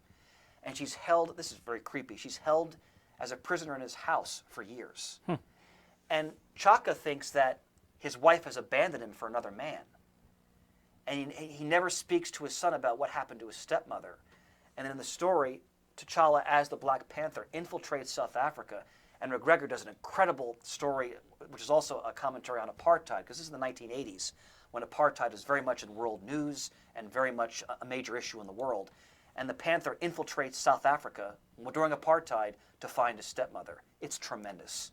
But Priest uses her. She's appeared in the new series by Coates. Very important supporting character. Now you say about his sister, which we'll talk about later. Yeah. But my question is, the Black Panther mantle, is it male only, or if something happened to him, she becomes the Black Panther. Okay. We'll talk about that. Now she's introduced. We'll move right on to her in Black Panther Volume 4, Number 2, Issue 2, and she's the biological daughter of Ramonda, and she's a character created by Reginald Hudlin in the fourth volume of Black Panther. Excuse me. This is post-Priest. Post-Priest. Yes. Post-Priest. Yeah, Priest did not create her, and she becomes the Black Panther, which we'll get into that. And she's actually dead. She was killed fighting Thanos' cabal. And you probably read this, Pants, in New Avengers Volume 3, Number 29. You probably read that story. Oh, okay. Yeah, she's currently dead. Currently dead. Yeah, well, it's Marvel. I know. Yeah, I just she'll love how come you... back. Now, for me, this is one of my favorite characters in T'Challa's supporting cast. The character was a very long history. Monica Lynn, who first appeared in Avengers Volume 1, Issue 73, created by Roy Thomas. Besides Storm, this is the great love of T'Challa's life. She is a New York City jazz singer. She comes from Georgia. Beautiful woman. Outspoken social activist. And in the original Silver Age story, who are the Sons of the Serpent? Well, they're a racist organization, kind of a thinly veiled analog for the Klan. Yes. And eventually, as you have in your notes here, the Panther will come up against a more literal analog for the Klan. But Yes. for the time being, yeah, that's what they are. They're white supremacists, basically. They're white supremacist group, as you said. They wear these funky serpent costumes. They would appear in the Avengers in the Silver Age. And they appeared actually in the Daredevil Wade Yes, I run. was Vance, you going to say remember that. Yes. And she is speaking out against them, and they go after her, and the Panther rescues her, and they have a mutual attraction. This is when he's serving with the Avengers, living in the United States. He's not in Wakanda. And they form a long relationship, and McGregor gets a lot of mileage out of that relationship. He explores it deeply, the fact that she is an American woman who is betrothed to the king of this secluded African nation, and she is not accepted by Wakandan culture. And they really explore, both McGregor and Priest, how Monica Lynn is really a tragic character because T'Challa loves her, she loves him, but they really can't be together. And she often ends up either being hurt or ending up being a pawn in the Panther's struggles with his enemies and the political dynamic in Wakanda and so forth. So I'm interested to see if they're going to have her appear in the Black Panther movie in 2018. I think she should appear. But this character is all Don McGregor. Like, he made this character who she is. So she'll appear quite a bit. In terms of T'Challa's key supporters in Wakanda, Wakabi, who first appeared in Avengers Volume 1, issue 62, another Roy Thomas creation, is T'Challa's loyal head of security, kind of like his defense minister. If T'Challa's not in Wakanda, he's the regent, he runs the government. He has a bionic arm, because he was nearly killed fighting Eric Killmonger. And the arm has weaponry in it, Wakandan technology. Outspoken, very much traditionalist in Wakandan culture. Not a fan of Monica Lynn, but absolutely loyal to T'Challa in all things. He dies in Black Panther Volume 5, Issue 5. Taku, who first appeared in Avengers Volume 1, Issue 68, who was also a Roy Thomas creation. Deeply expanded upon by McGregor and Priest. He's T'Challa's sort of communications officer. He's a close advisor to the king. A very thoughtful, introspective, almost poetic character. And often sort of like the conscience of T'Challa in many stories. Now, my favorite supporting character, not just in Black Panther, but perhaps in comics in general. Everett K. Ross. First appears in Kazar Volume 4, Issue 17, created by Priest. He wrote that issue. Mm-hmm. Did like a little 3-issue arc in that book right Yes. after Mark Waid's run ended. And Wade's run was great on Kazar. Mm-hmm. That was a lot of fun. Now, who was Ross? Now, Priest says openly, I was basically thinking of Matthew Perry or Michael J. Fox. And he's kind of this dweebish white guy. He's a State Department liaison in the Office of Protocol. So his job is to, like when foreign diplomats arrive or heads of state, he's kind of like takes them around. Right. He's the handler. He's the handler, exactly. And Priest said, all right, if you're going to have me write Black Panther, I need a character who, because a lot of the reading audience is going to be white, I want a character who kind of serves as their point of view character, sort of their eyes into this awe-inspiring world that they're going to be operating in. And so when you read the Priest book, Ross in many ways is like the central character of the whole book. And Shane is shaking his head in affirmation. Absolutely. Because he's like the narrator of much of the story. I can't tell you how long it took me to get in my head when he would say the client, who he meant. Yes. Because I'm like, why does he keep talking client? And then it finally hit me, after a while of reading. T'Challa is the client. Yeah. And the point of Ross is to, first of all, emphasize that Priest's version of Black Panther is in many ways an unknowable figure. Like, he is so aloof and removed because he has to be, that it may be hard for the average reader to fully relate to him in that, because you can't, because he's a king in the 21st century in this modern state. And he has all these balls he's juggling in the air and all these interests he has to maintain. Let alone the entourage that is constantly with him. Yes, the Dora Milaje and Zori we'll talk about in a moment and so forth. So Ross is there to sort of give an inroad for the audience, and he's also just frickin' funny. I mean, he's constantly making comments about these. I'm in these ridiculous situations. Like at one point, he and T'Challa end up in this death trap, and T'Challa has lost his uniform, so he's naked. And Ross is like, okay, I'm in this like giant gumball machine death trap with this like physically magnificent naked black man, and you know he's in all these ridiculous and he's us, and he's commenting on how awe-inspiring, terrifying, and absurd all these situations are that I find myself in. And he comments on the entire Marvel universe. I mean, he talks about how the Avengers, you know, who appointed these people to avenge us? To me, they could be like, you know, fascists in colorful costumes. Yeah. So, fantastic character. And as I note here, he's going to be in the MCU. So, Oh. Spoilers! Well- Oh my God! sorry, Pants. Well, no, the person who's playing him, now you described as perfect, because I saw that name out there and didn't know, Well, that makes sense. and didn't know, and I'm not going to say it. Yeah, I and I'm saw like, he was. oh. Oh, that makes perfect sense. You got to give me a little bit. I Oh, know, I like that. I can never, even my own podcast, I can't even be spoiled. Too many gods. Well, I love that actor, Nowhere by is the way. safe. it's all over the internet. And, I managed to avoid it. yes, I won't say anything else about anything. Well, you can't, it's out of the bag now. Can't put it back in. But well, I wanted people to be anticipatory because this is a great character, and the actor they've chosen is pitch perfect. Yeah, Pitch perfect for the role. I'll say that. Physically, the voice, Yeah. attitude, everything. Everything you just described, yes. Yeah. 1,000 times, yes. So I cannot wait to see how that's applied. Yep. I'm waiting to see what it is about him that makes you guys think he's perfect for the role, because the only thing I've ever seen him do is it's a role that's pretty far removed from Everett K. Ross and True. everything, well, his entire world. So I know he's been in a few other projects that you guys know and I don't. Sherlock. Yeah. See, I've That's seen, something I have to watch. I've seen like 10 minutes of one episode of that show. So I understand he's also, well, yeah, the more we say about it, the more we're...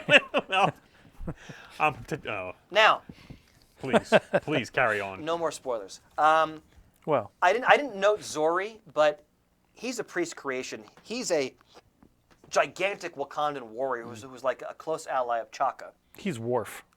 Yeah, but he's often there for comic relief. Like when you first see Zori, they're at like a this is classic, beautiful Joe Jusko art in these stories.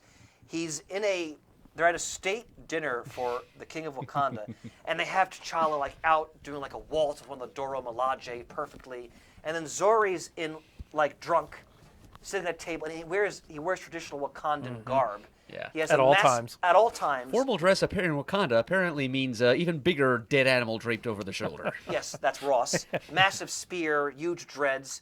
And Ross is sitting next to him, and he's like, and Zori's like, and why are the women all clothed here? And you know, he's recanting the whole history of Wakanda for Ross the 10th time in a row. There's been no bloodshed.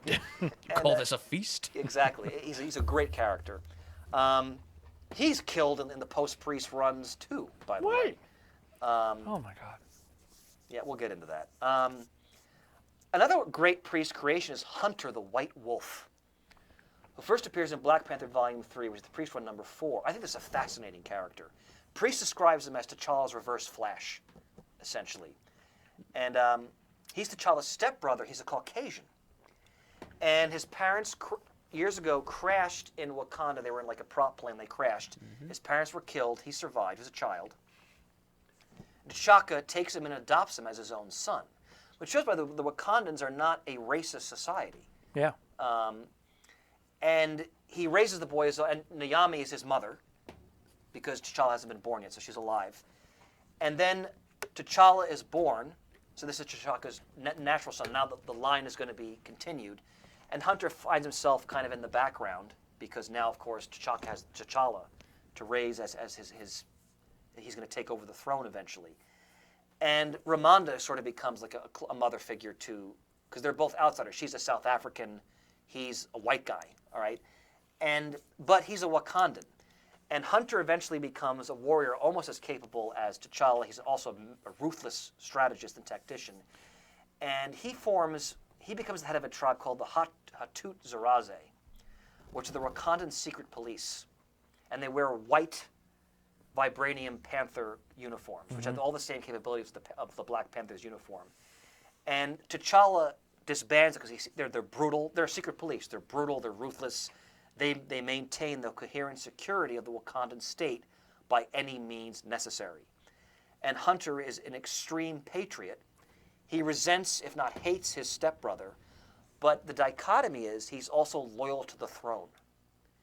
And throughout the Priest run, he's always trying to prod T'Challa to go that one extra step, which he thinks is appropriate for Wakandan security, but T'Challa sees as too much. So there's tension always there between them.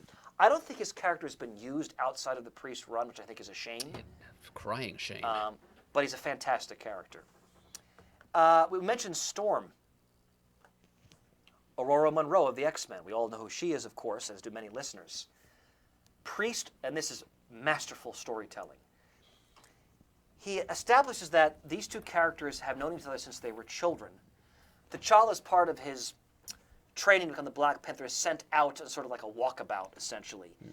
And he meets Aurora when she is, after her parents have been killed in Egypt during the Arab, I want to say it's either the Yom Kippur War or the Six-Day War. They're killed in Egypt. She ends up in Africa, and this is when the people, I want to say she's in Kenya, I think, Murd? I think so, too. Yeah. I think that's the way I remember it. The villagers think she's a goddess because of her developing weather powers, and they meet, and they form like a childhood attachment and like a love for each other. And as time passes, and T'Challa is in love with her, and he basically wants to be with her. But as they get older, they each go a different path. She joins the X-Men. He, of course, has to become the king.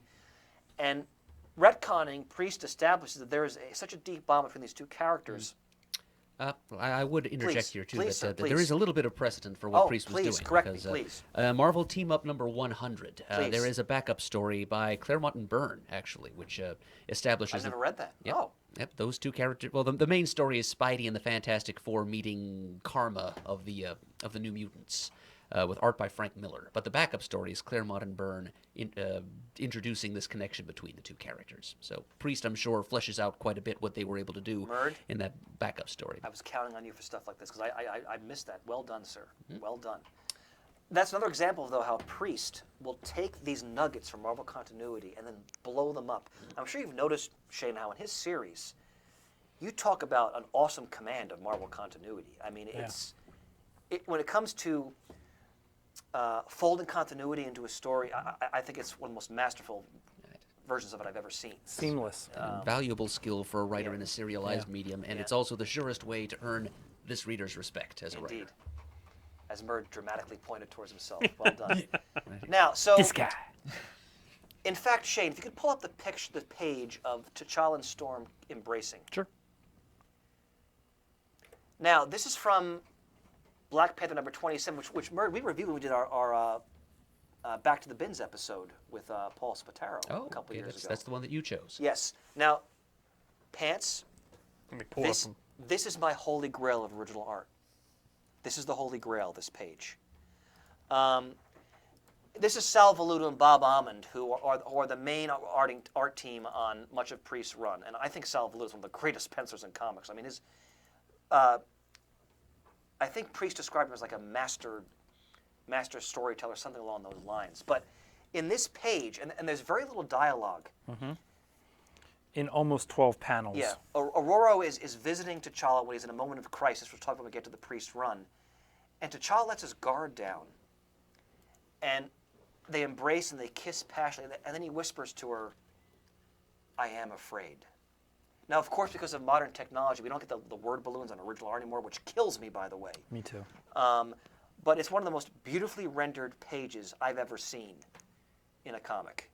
And just what it captures the moment between these two characters and the deep intimacy between them. Now, we all know Storm and T'Challa marry later. That's Hudlin. I read an interview with Priest where he said, my intention was they would never marry. They would always be unconsummated because that was just sort of the magic and just the sort of the tragic, sad history between them, essentially. As always, I think Priest was right. Black Panther 27 was the issue you said? Yeah, it's volume 3, 27, Okay. I think. Yes. Oh, look at that page. Okay. Pants, it's probably going to be too much money. If you ever see it, please let me know. Well, yeah, obviously. I mean, I'm trying to get my hand on any Black Panther art I can before these films come out, because you know what's going to happen. Oh man. yeah. Too late. So, yeah. Even now, like all original art's getting really expensive. Absolutely. Now, the Avengers we've talked about, T'Challa is a key member of the Avengers. He's been in many of their classic adventures. What Priest does, though, which is such a great retcon, it makes perfect sense, he reveals that T'Challa joined the Avengers to basically infiltrate them and see if they were a threat to his realm. He realizes over time, okay, these are noble people, and I'm proud to be among them, but his original intentions are strategic, not noble or idealistic. And that perfectly falls in line with the character that has been established in the Priest run, that this is not a superhero. This is a monarch and as someone who's responsible for a country. He can't think like a superhero or like regular people. He's not allowed to do that. And he really emphasizes the burden that places on T'Challa. I love that part in that first trade. Oh my God, when they all realized what he was doing and they're all kind of dumbfounded about it. And we Captain hear you America, right? yeah, and Captain America says, like, did we hear? And then T'Challa says, he's like, no, yeah, you heard right, and he walks away, essentially. So, now, rogues. I've only really noted 3 here. T'Challa doesn't have a huge rogues gallery. And a lot of it's because he kind of has a smaller publishing history compared to many other Marvel characters. We already mentioned Ulysses Klaue, who appears in Fantastic Four 53. And most realists know Klaue as he appears as a figure of sonic energy. Because he's not human anymore, right, Murd? Right. Yeah. He was the first time we saw him Right, in, yes. in FF number 53, a very well-loved copy of which I'm holding in Oh! my hand here. Get that, That on film. is Get that red. on the camera. Look at that. Deserves to be cremated, don't you think? Now, Pants, that's what we call a poor copy of a comic book. Yeah, that's Yes. a reader copy if there ever was one. But it was part of a shoebox full of old comics that my dad found at a yard sale for me years ago. I know it's not the Diefenbach collection. I It's was going to ask you that. something else again, but it's easily the cream of the crop of what was in that box. But yeah, he's human in this story. Which Yes, that's correct. Is, part 2 of the 2-parter introducing the Black Panther. And at the very end of that story, he jumps into his own sonic transducer. Having been defeated soundly by the Black Panther, and Yes. decides this is a desperation move. If I'm going to finally bring him down, I must perform this experiment on myself I've always been thinking of doing but never Right. had the courage to. He jumps in and converts himself into a being of solid sound, much like the constructs he'd been using to terrorize Wakanda in Like the the course big of that sonic issue. elephant. Right. Beautiful Kirby monster Kirby. drawing there. So we should remind people that he's not wearing a costume then. Right. That's just yes, how right. like his anthropomorphic form, essentially, like when he looks like he's a human, but he's really not in that sense. Yep, it's not just a red skin-tight suit he's wearing. His flesh, such as it is just red-colored solid sound. And he can convert himself into pure sound, like go into machines, right, and computers and so forth and Yep, so on. which is both a strength and a vulnerability, because Yes. anything that can absorb sound can also absorb him. That's a good point. We'll talk more about Klaue as we move along. Now, for me, this is T'Challa's greatest adversary, Eric Killmonger, whose original Wakanda name is Jadaka. He first appears in Jungle Action number 6. He's created by Don McGregor and Billy Graham. Could you call up that cover, Shane, Jungle Action number 6, please? Sure. Now, for me, this is the Panther's deadliest adversary. He's a revolutionary. And when Klaue came to Wakanda in the FF story, he enslaved some Wakandans to help him. And apparently, Killmonger's parents are killed by Klaue and his men. And Killmonger, or Jadaka, he's a kid, he's taken by Klaue's men out of Wakanda. He ends up sort of exiled in the United States. He takes the name Eric Killmonger. He's a genius. He goes to MIT. He's got an MBA. He's highly educated in economics, engineering, political science. Here's how Ross describes him. Killmonger was a cross between Fidel Castro and Gordon Gekko, a man who made war with his checkbook. And he's almost like the dark side of like a Bill Gates or who's the Apple guy? I'm brain farting. Oh, Steve Jobs. Steve Jobs. And he's a master. He's a master of like the stock market, but he's like 7 feet tall. He's like the ultimate warrior, and why he's especially important is he has beaten the Black Panther in hand-to-hand combat more than once, essentially. He's a deadly adversary. McGregor uses him heavily. Priest uses him heavily. I think he appears in the post-Priest stuff as well. Now, he apparently died in Black Panther Volume 4, number 30. Post-Priest are just wiping out all of T'Challa's supporting cast, apparently. But if you look at the cover, like what a great Bronze Age costume, though. Murray, why don't you describe that costume, please? What little there is of it. Yeah.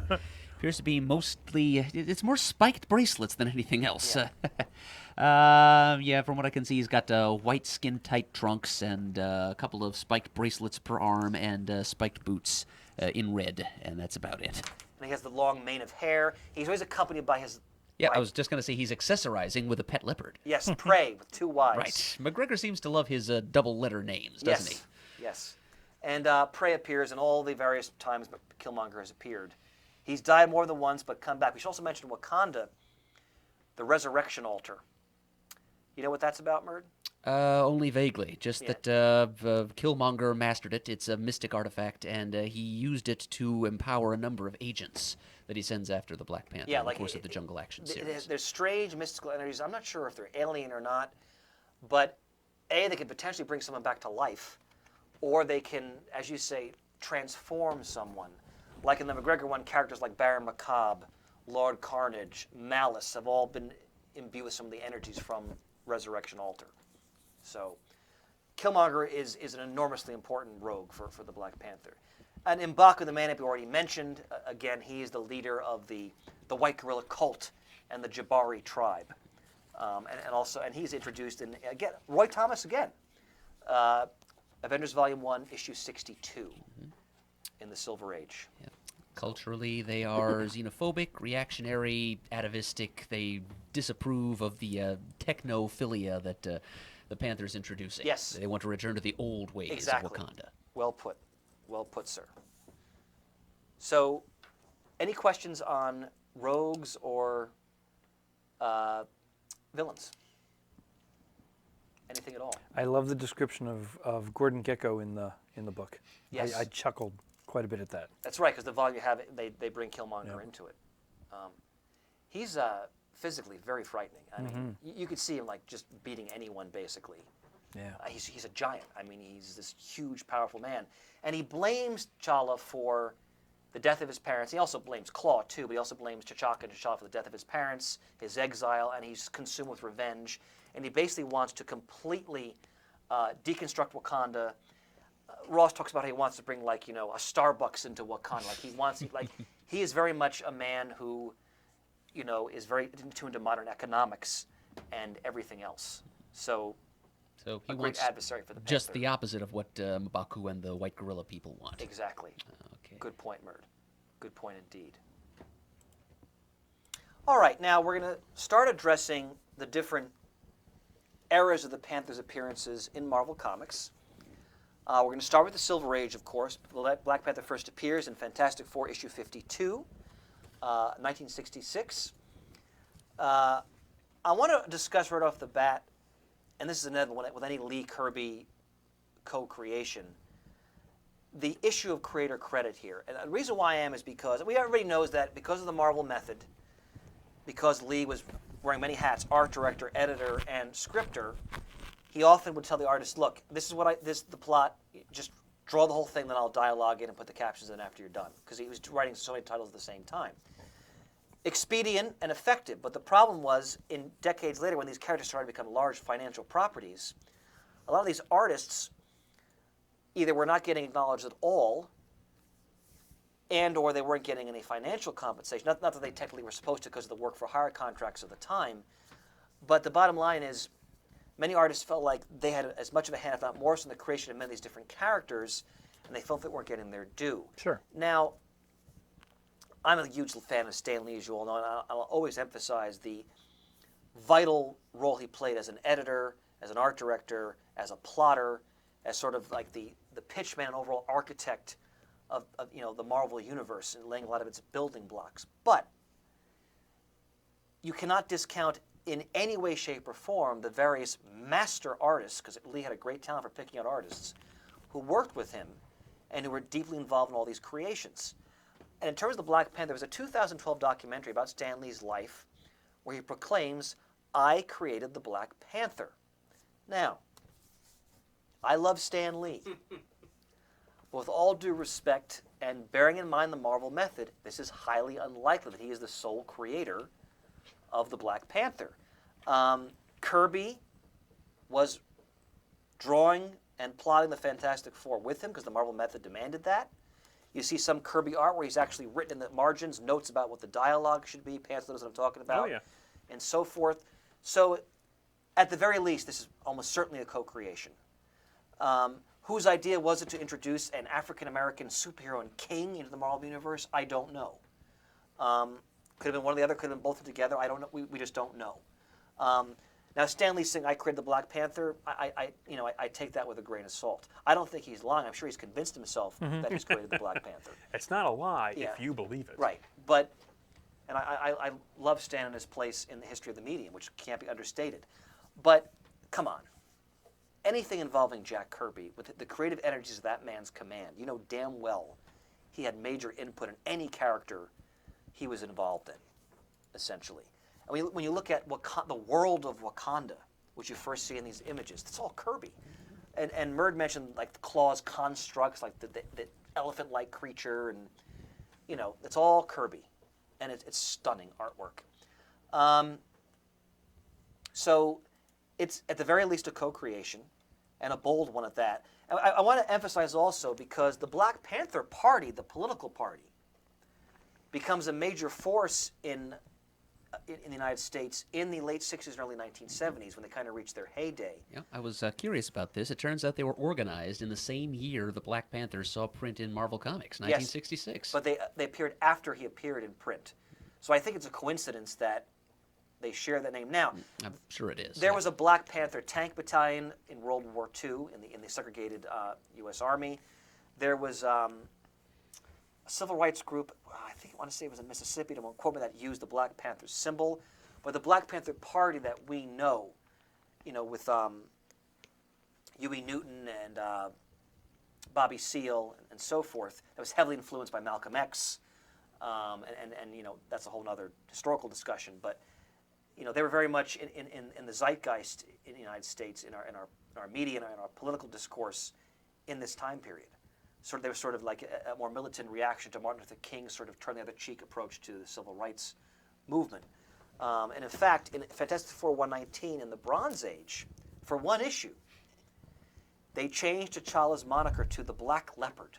And T'Challa says in the story, well, I decided to change the name because it has Black Panther's political connotations, he says, in the United States. He neither condemns nor condones what those people are doing in the U.S., Yes. but he just wants to avoid any connections that don't really exist. That's crazy. I don't think I've ever heard of something like that happening in comics. Oh, I mean, yeah. there probably may have been. This is the early 1970s. But yeah, So- I guess, wow, to change the character's name, and he's been published for, at that point, what, 7, 8 years maybe? 66, I think it was 72, so 6 years. 6 years. Yeah. Wow. Well, it only stuck for one issue. Then Well, yeah, nobody liked obviously. it, and they went back to the Black Panther. For a few appearances before that, they actually avoided using the name They Black called him Panther, the Panther. or Yeah. T'Challa. Yeah. Huh. Yeah. Like on the, there were some cover blurbs about him on the appearances he did in Astonishing Tales, I think. Tales of Suspense. Oh, wait a minute. Oh, no, Astonishing Tales 2, he fights Doom, you're right. Right, You're I think those are the ones I'm thinking of. Yes. And even there was an issue of Avengers that retold his origin, but they said on the cover, it said the origin of T'Challa. That's right. They avoided mentioning the name on the cover. We have to remember the Black Panther Party was a controversial group that people have different takes on their significance in American history, but they were a group that believed in armed self-defense on the lines of Malcolm X, and we have to remember the racial tension in our country in this time period, and you had urban rioting in every summer from like '65 through the end of the decade. And there's a lot of unrest between white police, black urban communities, for example. And the Black Panther Party, one of the reasons why they carried guns, they felt they had to protect their communities as they saw it from what they saw as the abuse of the white police, predominantly white police forces. That was their interpretation. Now, of course, young black men wearing leather and carrying shotguns really scared the hell out of a lot of suburban white people in the 1960s in the United States. So Marvel was probably reacting to that tension that was going on at that time. So the Black Panther Party is a fascinating historical subject in its own right. Now, Shane, you should have the Cold Tiger up on your screen right now, correct? Yep. Okay, this is Kirby's first design, character design for the Black Panther. He wasn't called the Black Panther, he was called the Cold Tiger. And it's more of a superhero type costume, I think it's fair to say. His face is not concealed.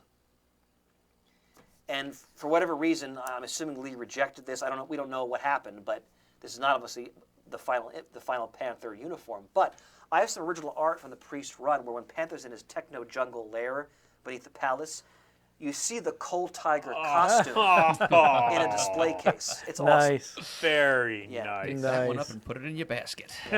So nothing escaped Priest's notice. Nothing, Nice. essentially. Now, Shane, if you could go to the rejected cover of FF52. Sure. I think this is fascinating.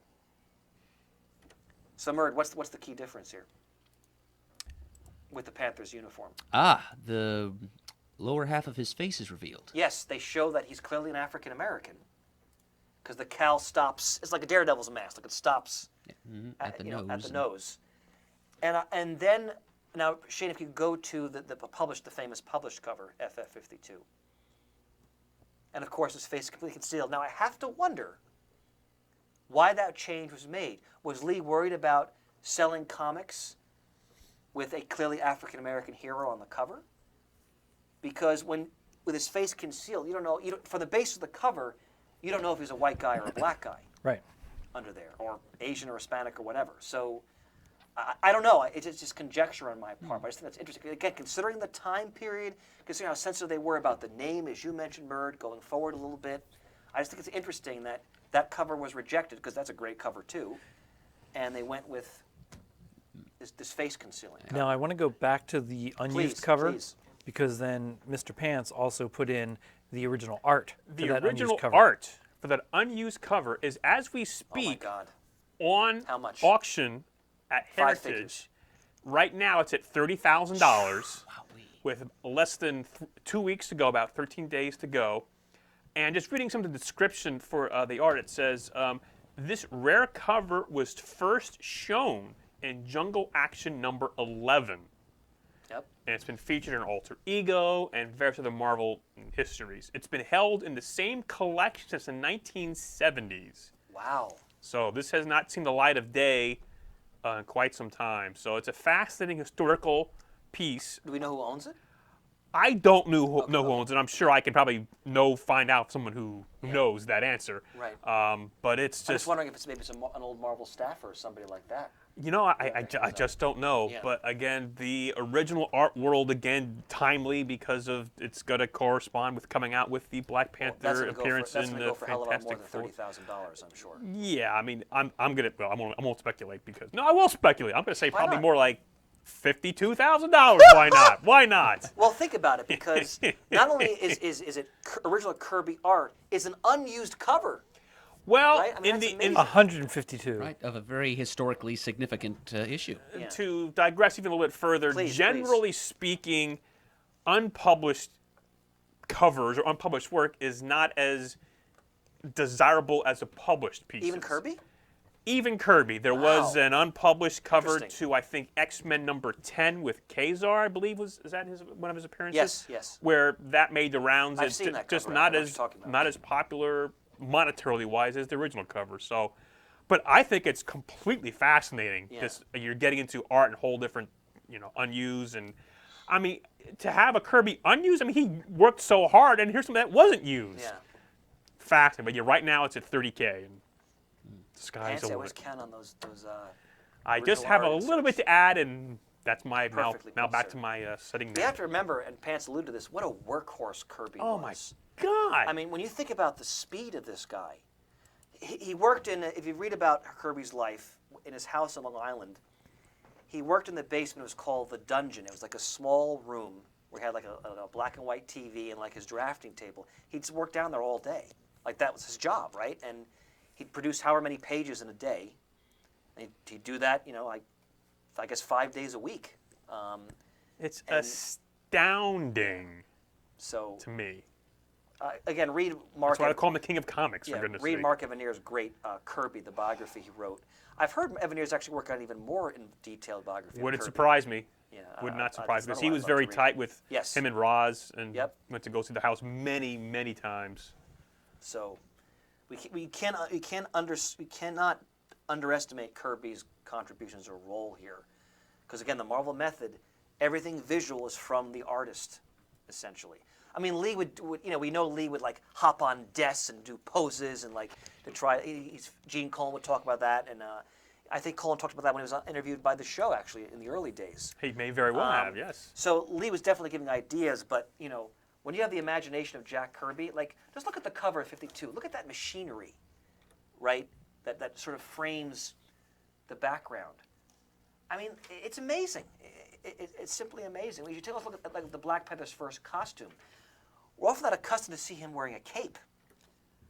But Right. in his first appearances, he had this cape, which is part of his ceremonial uniform. It's gone full Captain Marvel there with Yeah, that design. And Priest brings back the cape in some issues, or the various artists working with him when he does the book. Now, we've all read this story, 52 and 53. What do we think about it? Like, what's people's general impression of the first appearance and the origin issue? Again, I've forgotten, so I will recuse myself. That's Forgive fine. me. I didn't have a copy of it. That's okay. Murd? And I wasn't able to reread the Oh, we're A trifecta! we let you burst his down. bubble. We let you down. No. We let everybody Nice. down. Professionalism out the window. I can speak to number 53, just not 52. That's fine, my friend. I listened to our introducing episode where we talked Okay. about it. I did that much, but I wasn't able to actually reread the story. So I gleaned that it's mainly about the FF being lured to Wakanda so that the Panther can then use them as prey, basically, as a warm-up, ostensibly to prepare himself for a battle with Claw. His old enemy, the one responsible for his father's Exactly. death, who's made it his life's work to depredate the Panther's homeland and steal all the vibranium. Of course, knowing what we learned then from Priest's retcon of the Panther's motives, we might assume that he brought the FF over there to study them, spy on them, much the same way he did his Avengers teammates a little later. But the X factor there, of course, was Wyatt Wingfoot. Yes, that's right. Johnny Storm, another non-white character in the Yep. book, and like the Panther, kind of a master tracker and Right. manhunter. And he's the one who actually saves the FF's bacon from the techno traps that the Panther puts them in. So they well put, Murd, because Wyatt Wingfoot, remember, is Johnny's roommate from his 5-minute foray into college, which was introduced in, I think it was introduced in issue 50, if I remember correctly, the end of the Galactus trilogy. Really? And the Panther wipes the floor with the FF. I mean, because like Murd said, they send a Wakandan flying craft, and Reed is just in awe of the technology of this vessel that they've been sent to him, and they fly to Wakanda, and they're lured into all these high-tech traps. And actually, should you go to the page showing them at the festival, like in the throne room, you know what I'm talking about? I think it's from might be issue 53. Probably the first page of 53. Yeah, the Let's first page. see. The way it 53. began. Yes. There we go. It is the first page. And again, Lee and Kirby, they're an African nation, and they show traditional African ceremonies, but they also balance that with the technology. And of course, they have the Panther sitting in his throne. He always has some kind of Panther throne that he often, because remember that cult is the religion of that society, essentially. And the Thing is making sheesh, a bunch of Fred Astaire's they ain't. Actually, Murd, you should do the Thing voice. You do it much better than I do. Sheesh, a bunch of Fred Astaire's they ain't. Channeling Chuck McCann there. I could do it as Durante too. That's what's Yeah, do it as Granny. No, we'll call you One Take Murd. But Cha-cha-cha-cha-cha. but bunch of Fred Astaire's they Hey, Reed. Sue, get over here. hey, Ben is commenting on the fact that he makes comments about jungle movies and all this. So on the one hand, Lee is sort of bringing in the stereotypes that many white people have when they perceive African nations through pop culture, but then they turn that on its head, Right, subverting it completely. and they show this nation that has beaten the Fantastic Four and has just incredible technology. And if you look at the next page, they go into the Panther's private chambers. They're commenting on the technology. They show the shield, which is the symbol of Wakanda, which also appears in the Priest Run. Again, a callback. This is a great introduction to this character because right off the bat, it's radical, it's bold, it's something you've never seen before in modern mainstream superhero comics at this time, and they established that Black Panther is a badass. I mean, this is not some also-ran character who the FF can just toy with. I mean, he's toying with them essentially, until White Wingfoot shows up and is that fly on the ointment, as you mentioned, Murd. So, again, you think about 1966 and the state of our country at that time. This is a radical take on a superhero character, and he's not even really a superhero, essentially. And again, the Kirby Synod art is beautiful. I mean, we have to remember that for me, this is the highlight of the Kirby Lee run. This era, like the Galactus trilogy, first issue 51, the classic where the Thing doppelganger sacrifices himself to save Reed. What's the name of that story? Murd, help me. This Man, This Man, Monster? This Monster. Thank you. I should have known that. The introduction of the Black Panther, the Doom getting Silver Surfer's powers, the Inhumans. This is the zenith of the Lee Kirby partnership, in my opinion, on the Fantastic Four. So we're right in the thick of the apex of their collaboration and creativity. So fantastic stuff. And again, the Panther's costume, you can see his eyes, because he's been drawn differently by different artists when it comes to how you perceive his face, essentially. Right. And I think we have to give some credit to Joe Sinnott for what we can see of the Panther's facial features. Yes. In this story. And the costume is it's jet black. It's beautiful. I mean, it's a magnificent introduction of this character. And as Bird mentioned, we see Claw and his defeat, and he goes into the receptacle of energy, sound energy, to transform himself. So, what'd you think of 53, Bird? Well, I was really quite. I mean, this isn't the first time I've read it. I read it very carefully, turning the pages of this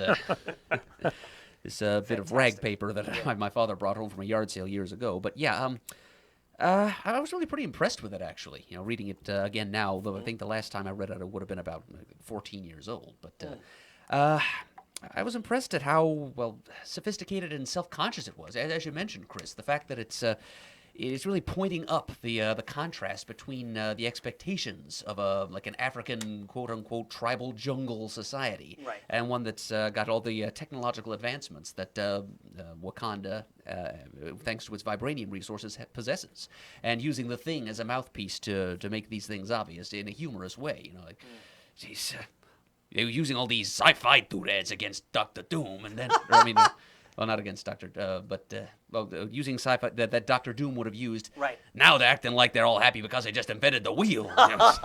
And he mentions how he's seen all of this before in all kinds of jungle movies, and Reed keeps shushing him. But it's comedic, it's funny, but at the same time, I mean, it's pointing up, through fantastic hyperbolic terms here. The gap between literally here in the story, the gap between what they expect this African society to be and what it actually is, and so you can sort of draw connections between that and the gap in the preconceived notions that Americans have about African Americans living in their midst and the lived reality of those people. I mean, it's all, again, it's pretty densely allegorized, and it's projected away into this sort of fantasy realm of Wakanda, as opposed to being right there next to. Marvel would get into the more realistic and relativity-based aspect of race relations in the United States in just a couple of years, as we introduce the Falcon. Right. But for the time, I think it was really, actually pretty progressive. And then throwing Wyatt Wingfoot in there into the mix as well, because they did pretty much the same thing with preconceived notions of American Indians. Yeah. Right, because Wyatt proves, if the readers weren't already aware of it, not all contemporary Indians are sitting in teepees wearing feathered headdresses. I mean, this is a guy who's out there seeking a college education. He's fairly cosmopolitan. He speaks perfect English, and why wouldn't he? But It's also deeply rooted in his culture, though, as well. Mm-hmm. Yep. So he's his Kiwazi tribesmen. They still have their traditions, but they also are citizens of the modern world, and so it is also in Wakanda. So, well put, Murd. Yeah, I'm just very happy that this comic was as readable as it was, 50 years later. And I don't just mean the condition of the copy. I mean the quality of the storytelling contained therein. And, of course, there are, as we've said before, those excellent Kirby monster designs. The giant sonic constructs. Right, the giant red gorillas and elephant things that Claw sends against. And those are definitely callbacks to Kirby's monster days. Totally. Especially when the giant red gorilla sneaks up on those two sentries. Yeah. that came right off the cover of an old issue of like Tales of Suspense or something. Yep. Murd Magnificent. Thank you, my friend. True magnificence sits opposite the table for me. As Now- always, Chris, you provided the framework for this. I'm just mortaring in a couple of cracks here. I and was there. counting on that, my friend. Now, other key Silver Age highlights for the Panther. This is very important. Tales of Suspense 97 to 99. I didn't send it to Pants. I should have. We've probably all seen the classic cover of Cap versus the Panther, and they're tussling against with each other. It's great Kirby art, and this three-part story, the Black Panther aids Captain America and Agent 13, who we know, of course, is Sharon Carter, although she's not called that at that time, against a guy who's pretending to be Baron Zemo. It's actually Zemo's pilot imitated, because Zemo was killed in Avengers 15. And they are trying to cause trouble in Wakanda, and Cap and T'Challa team up. And this forms a close bond between them. And as a result of this adventure, it's classic Lee Kirby Silver Age. It's probably the most important Panther appearance in Silver Age besides his first appearance, I would say. Cap asks him to join the Avengers because he's so impressed with the Black Panther.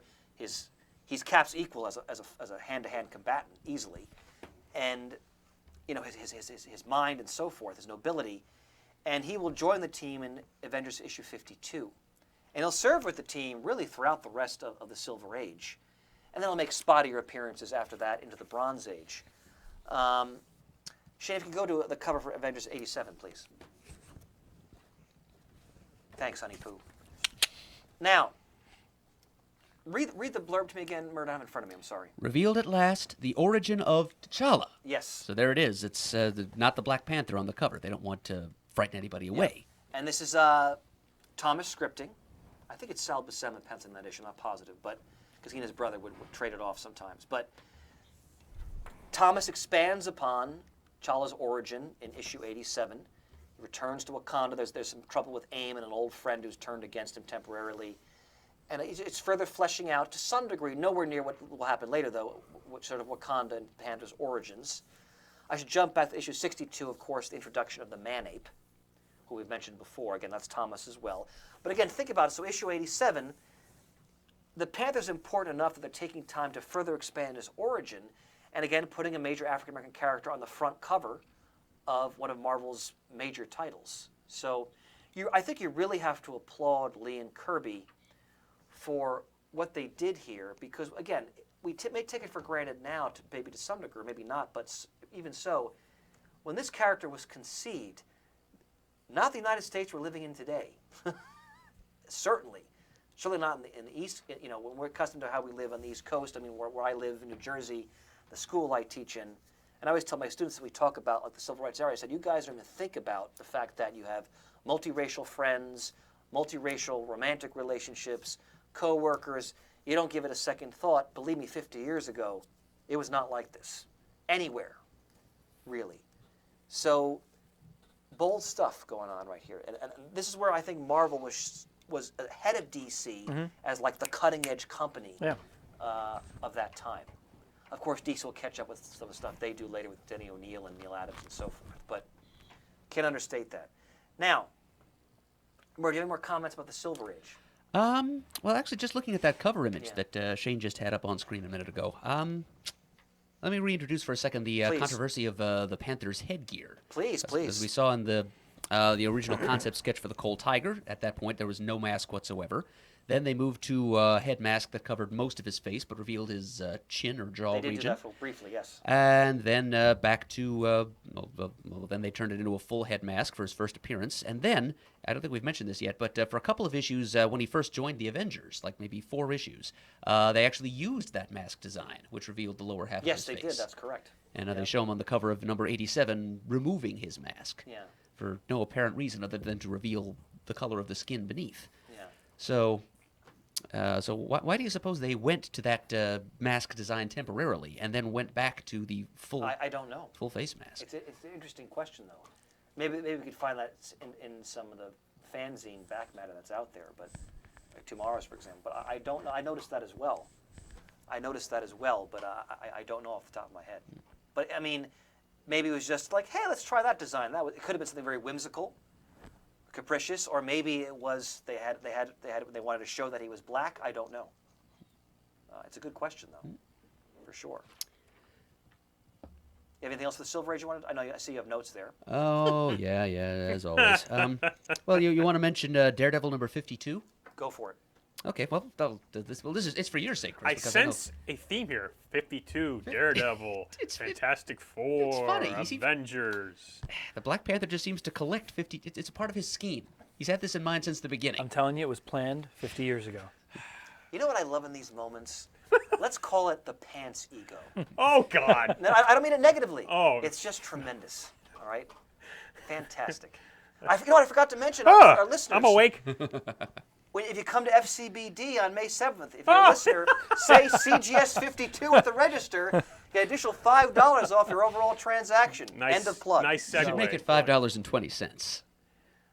That's too complicated for the computer. Bill has already made the code. But Okay. Daredevil 52, that's the classic, that's the Barry Windsor Smith cover, isn't Yes, it? Yes, he did the interiors too. that's right. I haven't read that issue in years. I don't remember exactly what happened in it, to be honest with you. I've owned it in the past. Well, it's something else that I got through my dad's visits to yard sales. And so it involves Star Saxon. That's right, that's right. Yeah, it takes place between Avengers number 63 and 64. Hawkeye is missing. Black Panther's out on the prowl trying to find him. Yeah. And he gets caught up in a search for Daredevil, who has been wounded in some way by his opponent, Star Saxon. We talked about Star Saxon length in our Daredevil spotlights. Oh, yes. Yeah. And so he finally does track Matt Murdock down, and he learns Daredevil's his identity, yes. in that. So That's it's right. another piece of information that the Panther has acquired for And himself. they team up many times. They form a close Yeah, alliance. they have an understanding, which they don't do so much the usual Marvel heroes fight No, on their first no. meeting thing. There's a little bit of an understanding, but they resolve it pretty quickly. Yeah. And the Panther helps to bring down the Saxon at that point, and they part as friends. And they'll appear. In fact, in recent years, the Panther temporarily takes over Daredevil's book, and he actually takes the Panther's place as the guardian of Hell's Kitchen. This is in Right, recent. even assuming the same numbering as the Daredevil Yes. Yep. series. That's yeah. right. And I'll also mention Daredevil number 69 because that is one of the social relevance movements. Yes. It's a Yes. gang violence story. It's also the first appearance of Turk Barrett. That's right, Mert. Well done. And it's like a black militant group, isn't it? That they're dealing with or something like that? That I don't know. No, I could be wrong about that. That might be a different story. But But it's one that was reprinted a couple of times, so it was I think it was reprinted in Jungle Action, now that I think about it. Well done, sir. yeah, somewhat significant. Okay, I think that's it for the Silver Age All right. then. Any questions before we move on to the Bronze Age? Go right ahead, sir. Now, you're talking about the Bronze Age.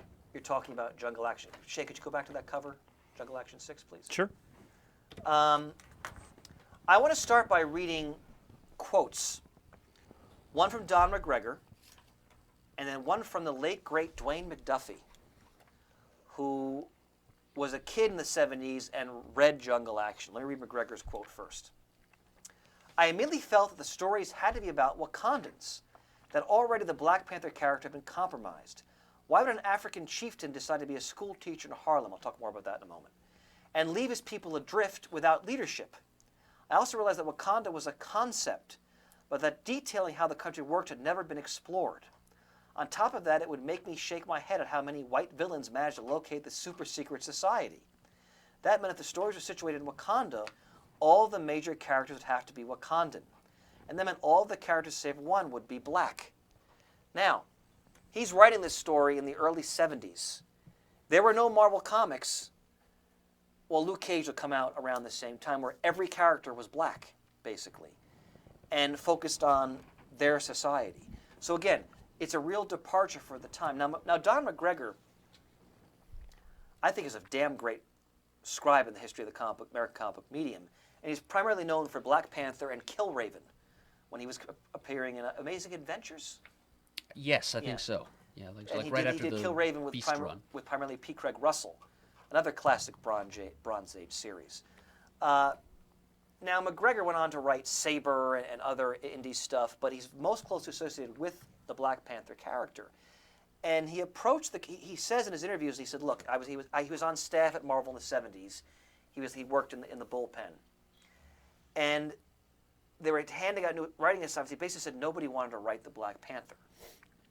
So I took it, and Jungle Action was a bi-monthly series. And it basically describes how he basically poured his heart and soul into this character. And as you know from the quote, he wanted to really explore Wakanda as a society and the Black Panther's place in that. And let me read McDuffie's quote. McDuffie wrote an epilogue to Marvel Masterworks Volume 141, which collects McGregor's Jungle Action run. These are McDuffie's words. The Black Panther was the king of a mythical African country where black people were visible in every position in society. Soldier, doctor, philosopher, street sweeper, ambassador. Suddenly everything was possible. Before my astonished eyes, in the space of 15 pages, black people moved from invisible to inevitable. Don McGregor is a writer who continues to this day to challenge and delight us while validating our essential humanity. Like his work, he's a priceless treasure. Sucks he died. Oh my gosh, yeah. He did a lot of animated work too, didn't he? Yes, he did. Yeah. Yep, several episodes of Justice League, Yeah, Justice that- League Unlimited. Wasn't it the one movie too, just before he passed? One of the DC animated films. Mm-hmm. Yeah. He had a hand in Static Shock. He was right? involved. He was involved in the large, Milestone. The whole Milestone, yeah. Yeah. Oh yeah. Now, McGregor worked with some very talented artists. Rich Buckler, we all know who he is. The great anchor Klaus Janson must have been pretty early in his career. This goes to the early 70s. And Billy Graham. Has anybody heard of Billy Graham before? Not the artist Billy Graham. I have Yeah, not the no. artist. I don't mean the. Well, I wouldn't get into that. But, Yeah. don't- Right, but no, Not- you. not the I televangelist. have not heard of the artist Billy Graham. Billy Graham, who was a close friend of McGregor's, was one of the few African Americans working in mainstream comics in the 60s and 70s. Very talented artist. Very much you can see there's definitely an Eisner influence in his work, and Kirby and other great artists. He worked for Jim Warren at Warren Publishing. He worked on Vampirella, for example. Warren was so impressed they made him his art director. And there's a story where someone asked Warren, something like, how do you feel about your art director being black? And Warren said to Billy, he said, are you black? I didn't realize that. You hear different stories about Jim Warren, some positive, some negative, but that's an interesting and positive anecdote. And then he moved over to Marvel. He worked on Luke Cage, and he worked on Jungle Action.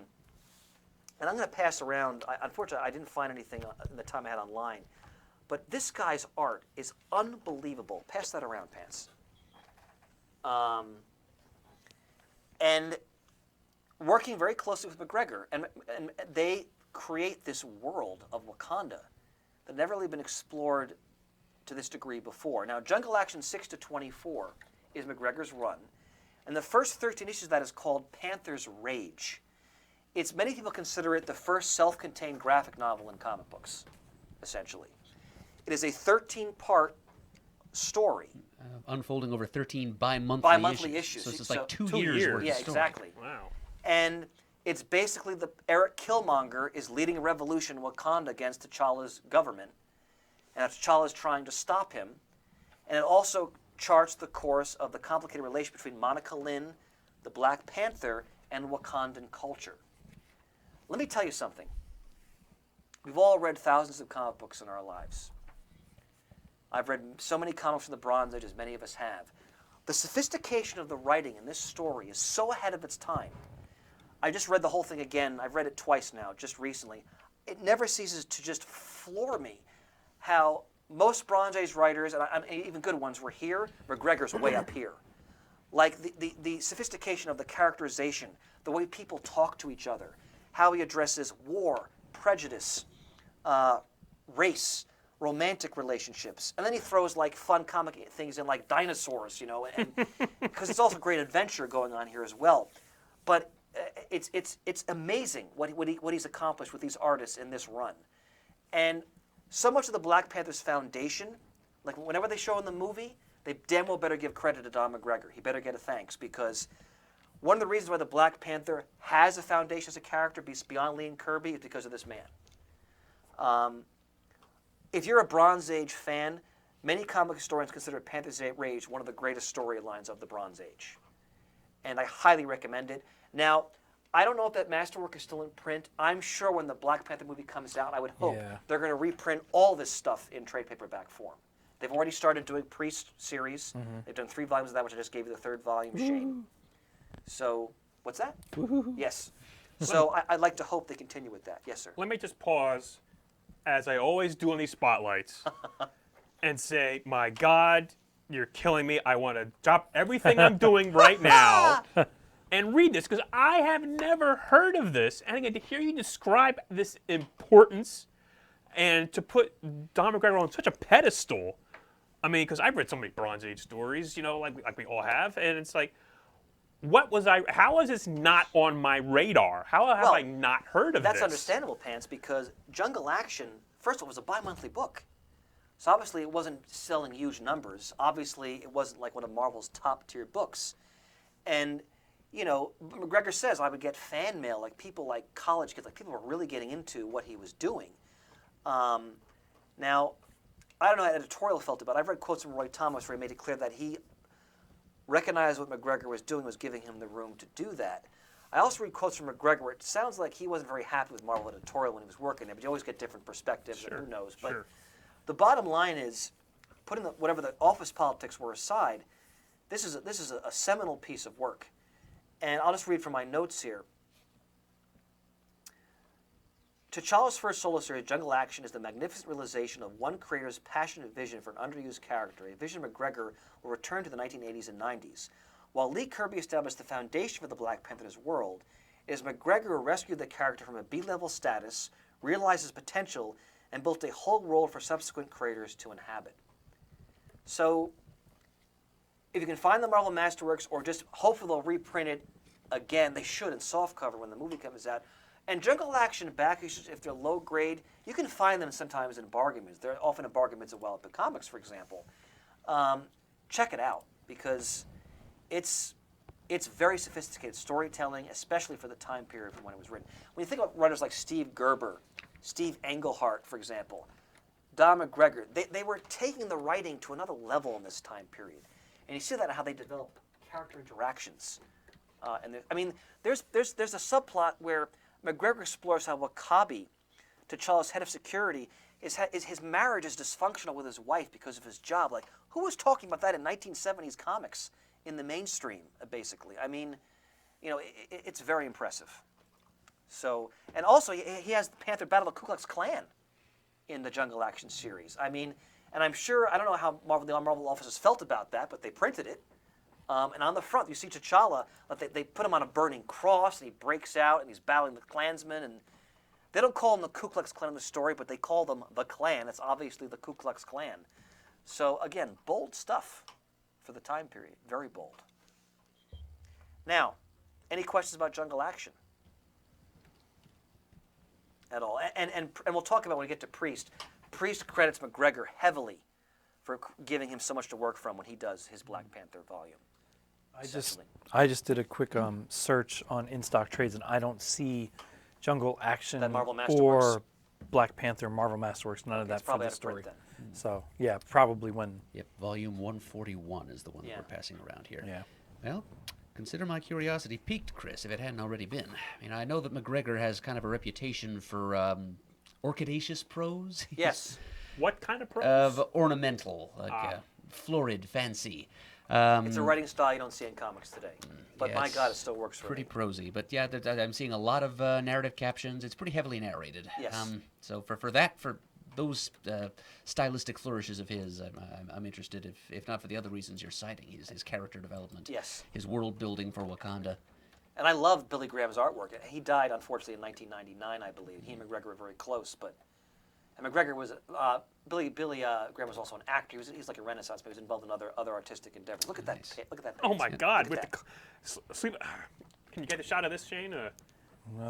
There's also some work by Rich Buckler in that volume. He played a major role in the Jungle Action arc as well, without question. That's a hell of a. There's a pretty good glare on it. It's hard to see what. There you go. That's a little better. Yeah, look at that. That's iconic. That is iconic. I went to the Amazon, and let's see, Marvel Masterworks Black Panther Volume. Hardcover Volume 1 Jungle Action Marvel Edition 141, new and used, $279. Oh my God! Well, you have the limited edition. Yeah. That's what this is. Yeah. Got only 1,029 copies. Yeah, it'll come back. Yeah. I mean, I can't imagine they wouldn't reprint it. So, yes. Now, so Jungle Action is Panther's first solo series. And again, we can obviously, it's not a politically correct time, having an African American character in a book called Jungle Action. They would obviously never do that today, but be that as it may, that shouldn't diminish for anybody how important this series is. Now, let's move on to Black Panther Volume 1. So his first eponymous title, 1977 to 78, 15 issues. Also bi-monthly. Yes, and many people who are fans of Kirby know that after he had his spell at DC in the early 70s, he returned to Marvel in the mid to late 70s. And the deal was, and as it should be because it's frickin' Jack Kirby, you can write and draw and edit whatever titles you want to do. Kirby didn't want to work on a lot of titles he'd already worked on, so he did a lot of he created 2001, based off the Kubrick film. That is trippy as all hell, by the way. Gave the world Machine Man. Yes. Yeah. The Eternals, Devil Dinosaur. He does Captain America and the Falcon, the Mad Bob, and I knew where you're going, Murd, and the Black Panther. Now, what's interesting is that in the Black Panther and the Captain America and the Falcon, Kirby just ignores all Marvel continuity completely, and it's damn well his right because he created most of it. So he's just telling his own stories. And it's Kirby art. I think Mike Royer is doing a lot of the inking in these stories. Right, That's you are. one of his major inkers in this time period. It's Kirby writing and editing and penciling these stories. Now, again, the first Black Panther story I read was issue 12 from this run. This series, and I mean this in the best way possible, it's so bizarre. It's trippy. I'll even use the word groovy to describe it. It is not the Black Panther you're accustomed to up through Jungle Action really at all. He doesn't talk the same way. It's got a lighter feel in some ways. There's these amazing concepts that Kirby, of course, is throwing in here, like Kibber that I mentioned. He introduces a new family for T'Challa. He ignores all of his previous supporting cast players. Murd, what do you think of this series? Well, I'm sure you've read parts of it. Well, you've been assuming all along that I have, but the truth is I'm only aware of it. I've never actually read any of it. Okay, fair enough. I remember seeing a copy of the second issue at an antique mall Shane, would you call it someplace. the cover I sent you, by the way, from that series? Oh, would that be the first issue? Yeah. Which one was it? King Solomon's Frog. Yeah, Black Panther 1. Thank you. I just saw that cover issue in image in a recent previews issue where they solicited a trade of some of this Kirby 70s Panther material. But I saw the cover to issue number 2, which features the 6 Million Year Man. Yes. When I was just getting started scouring the local antique stores and secondhand stores for comics. And I remember thinking that was one of the cheesiest things I'd ever seen in my life. But in a positive and complimentary way. Yes, I think understand even then, I did at least have some inkling of who Jack Kirby was. And I thought it was a little odd that I was seeing work of his as late as like the late 70s. Yeah. On this particular character. But yeah, so what we have here is the Panther going on a kind of a crazy Archaeological expedition. world-tripping like artifact With hunt. Yeah. Abner Little. Right, who is a little person named Abner Little. He gets mixed up with a group called the Collectors. Yes. They're treasure hunters. Right, very exceptionally ruthless treasure hunters who Yes. seek only the rarest and most potentially powerful artifacts the world has to offer. And their first MacGuffin here are these, it's a pair of magic brass frogs with time travel capability. And it's thanks to them that the being known as Hatch 22, alias the 6 Million Year Man, is brought back to the present day from an alternate far future. And he's got superhuman mental powers and... And King Solomon's Frog, you can use one frog to summon warriors from the past, I believe. But then you have to use the other frog to send them back. And he's traveling with, he gets involved in these wacky adventures with Abner Little, and what's her name? Princess... Xanda, I believe. Xanda. Vintage Kirby designs. Princess Xanda of Nairobia. Yes. And they're going on these wacky adventures. And, Wakanda's part of the story, and it's the Black Panther, but it's sort of Kirby's... It's vintage late 70s Jack Kirby. Nothing happens if you lick the frogs. I think your tongue ends up in the pre-Columbian era.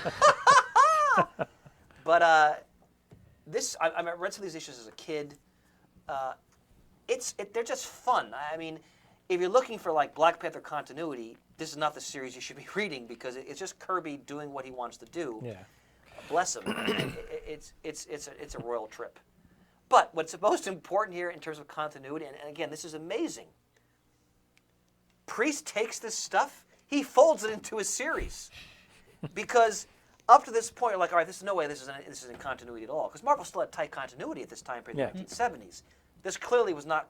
It was not in it. I mean, and as the series went on, as the years passed, like, all right, this is probably just not in continuity at all, and Priest finds a way, which I'll talk about, to fold this into continuity. And I think this is a stroke of genius. You haven't read this yet, Shane, so I won't spoil too much. But there's an arc later in the Priest run where, because of, as you would say, a timey-wimey thing, this Black Panther, the Kirby Panther, enters the time period of the Priest Panther. He's drawn in a Jack Kirby style. You see his eyes in the slits like Kirby draws him. And Ross refers to him as the Happy Pants Panther. It's brilliant. It's absolutely brilliant because he talks like the way he talks in the Kirby series. Pants Panther. And then you have like the stolid, grim, majestic Priest Panther interacting with this other Panther. You got to read it. But I'm telling you, Pants, this was all planned ahead. Can you give me an idea of the issue numbers? yes, it's 1. hold on. Priest issue numbers. Hold on. I'll keep talking while I'm looking, but it's one of the most amazing feats of sort of addressing continuity I've ever seen. I mean, and that goes for the Priest series in general, but it's wild. And like Abner Little shows up, and Princess Xanda shows up, and King Solomon's frogs are there, and the whole 9 yards. So it's amazing stuff. Okay, the other Panther first appears, I'm almost there, forgive me for the delay. I should have noted this, my apologies. At issue 35, at the end of issue 35. Oh, that's volume 2. Damn it. Yep. Which you have at home, right? Yeah, I And have it then home. The story continues into subsequent issues then? It's a running subplot for the rest of the series. Nuts. Yeah, I think I have a gap in my collection between issue 35 and issue 46. So I'll see Happy Pants Panther arrive, but then I'll have to go hunt down other issues to see what happens Or if next. you want, I can get you the trades. Ah, up to you. that's He's going to cheating. say issues. Fair enough. Will you perhaps have some at the Wild Pig We sale? have some, but you know what? The Priest Black Panther back issues are difficult to find. I have found that because I've tried tracking They some weren't of them down heavily already. printed. I mean, I've had sets before. In fact, one of our listeners, Socrates Alvarez, hey Socrates, thanks for supporting us and thanks for buying stuff for me on more than one occasion. He wanted to try out the Panther because he heard me rave about it so much, and he asked for floppies. I was able to find him 1 through 16, but I couldn't find consistent issues after that. This is at IDES of all places. They don't have all the Wow. issues, Wow. so that says something. Yeah, that sure does. Any other comments on the Kirby Bronze Age Panther? Or any other Bronze Age you want to talk about, Mert, please? Oh, well, let me mention again Astonishing Tales. Yes. Because it was only 2 issues of that series, but it was issues 6 and 7, I think. That was a and- series that usually featured Kazar and Doom, correct? Right. Yeah. This is no exception because it was a double bill between a Kazar story and a Black Panther and Doctor Doom story in those 2 issues. The first one was written by Larry Lieber, I think, Stan's brother, and the second one was written by Jerry Conway with art by Colin. So that sounds like something you should probably have and read, Chris. I've never read it. You're right. I'm remiss there. Yep. So it's just hopefully it'll point up the similarities, of which there are several actually, between Doom and T'Challa as characters. Which Priest will explore heavily, and also with Magneto as well in his run. And then they did the Doom War miniseries in recent years between Doom and T'Challa. And in fact, when we get to the end of our episode, we'll talk about how T'Challa renders the Vibranian Sacred Mound inert because he's afraid Doom was going to get his hands on the Vibranium. So. Oh, and speaking of vibranium, something came to me a little while ago. We mentioned how there's been, as far as we know, no continuity explanation as to where vibranium comes from. Yes. Well, this is technically outside of mainstream Marvel continuity, but the Earth X macro series, Where which T'Challa appears as an actual panther being. right, Yeah. as one of many Terrigen facilitated mutations that occurs throughout the Marvel Earth. The Kruger and Alex Ross explain quite a few things and interconnect quite a few things about the Marvel Universe and its history in that series. And I think they actually do come up with an explanation for vibranium. Like it was I think the explanation is that the planet Earth was fertilized with a celestial embryo. And the whole reason there As are in the Celestials? yes, Okay, all right. the Celestials, the Yes. alien race. Yes. And the whole reason there are superpowered beings on Earth is that they're supposed to protect this embryo as it incubates. And then it hatches, and it's supposed to hatch eventually in several eons, and then Earth will be destroyed. But I think vibranium was supposed to be like a food source or something like that. Interesting. There was a purpose behind it, behind the presence of vibranium on Earth in that series and its own internal logic. But that probably doesn't apply to like main Marvel continuity. But it's the closest thing for an origin for vibranium I think we've ever seen. Thank you, sir. But yeah, as far as Kirby's stuff goes, the series introduced, yet another embittered old friend / adoptive brother / half-brother / stepbrother. He seems to collect those. Yes. Well, in the words of Everett K. Ross, he collects them like most people collect baseball cards. Yes, yes. But someone named Jakara, who is a half-brother of remember him, yep. T'Challa's, he gets mutated into a big, ugly, Hulk-like monster by exposure to pure And he vibranium. goes on a rampage in Wakanda, right? Yes, which Yeah. lasts for a couple of issues. Yeah. So after globetrotting with the collectors for the first several issues, Kirby does at least bring him back to Wakanda and make some attempt to explore the culture there a little further after issue 6. And then we're introduced to the extended family you mentioned, who actually get Panther costumes of their own and are called the Black Musketeers. The Black Musketeers. I forgot. That's right, Murd. That's Classic right. Kirby. It's so funky. Oh. Yeah, he's And just- they have like half cowls, I think. Right, Yeah, exposing the lower halves of their faces. Yeah. Right, so he's going back to some of his old tricks here.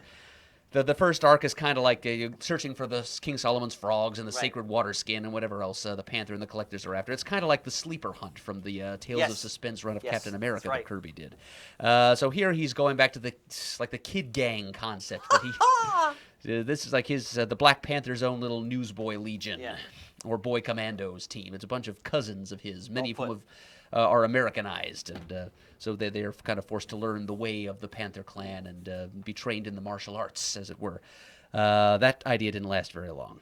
And then in issues 11 and 12, we get the aforementioned Kyber the Cruel, who is... Kyber, I was saying Kibber. either way, it doesn't really matter. I'm assuming it's that way because of like the Kyber Pass. But, I think I'm he's going supposed with to your be... interpretation. I don't know what nationality he was. His first name was Frederick, and he was a scientist who accidentally mutated himself through a teleportation experiment into this big gelatinous thing that's Right. fused to a section of floor.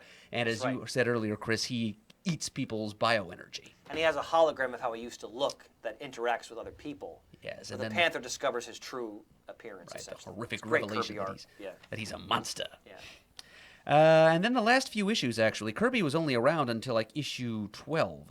And then Ed Hannigan takes Right. over as writer, art by Jerry Bingham, and they steer the series a little closer to where it was in McGregor, yeah. like the Jungle Action days. And then they shift over to Marvel Premiere, like issues 51 through 53, That's correct, where they yeah. resolve the clan storyline Yes. that McGregor began. I think they might even provide some kind of explanation for this strange side trip that, accent on the trip that Kirby took us on.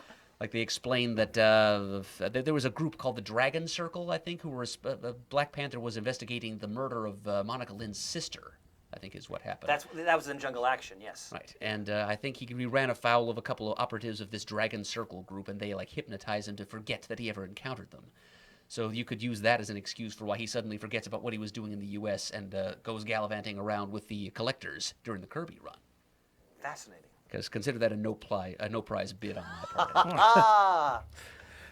So there you go. That's those are my notes on the Bronze Age. As it comes Bravo, to a my close. friend. Now, the Copper Age, McGregor returns, and he plots and scripts, I think, two magnificent Panther stories that are very much continuing what he started in Jungle Action. The first is called Panther's Quest. This is artwork. I should have found pages from this to show him. I apologize for that. Gene Colan drawing the Black Panther. Marvel Comics presents issues 13 through 37. It's like a 25-part story. And I'm just going to read right from my text here. Once again, McGregor boldly takes on topical issues by placing T'Challa in apartheid-era South Africa. His stepmother, Ramonda, who McGregor creates, is introduced here, has been kidnapped and imprisoned for years by an obsessed South African government minister.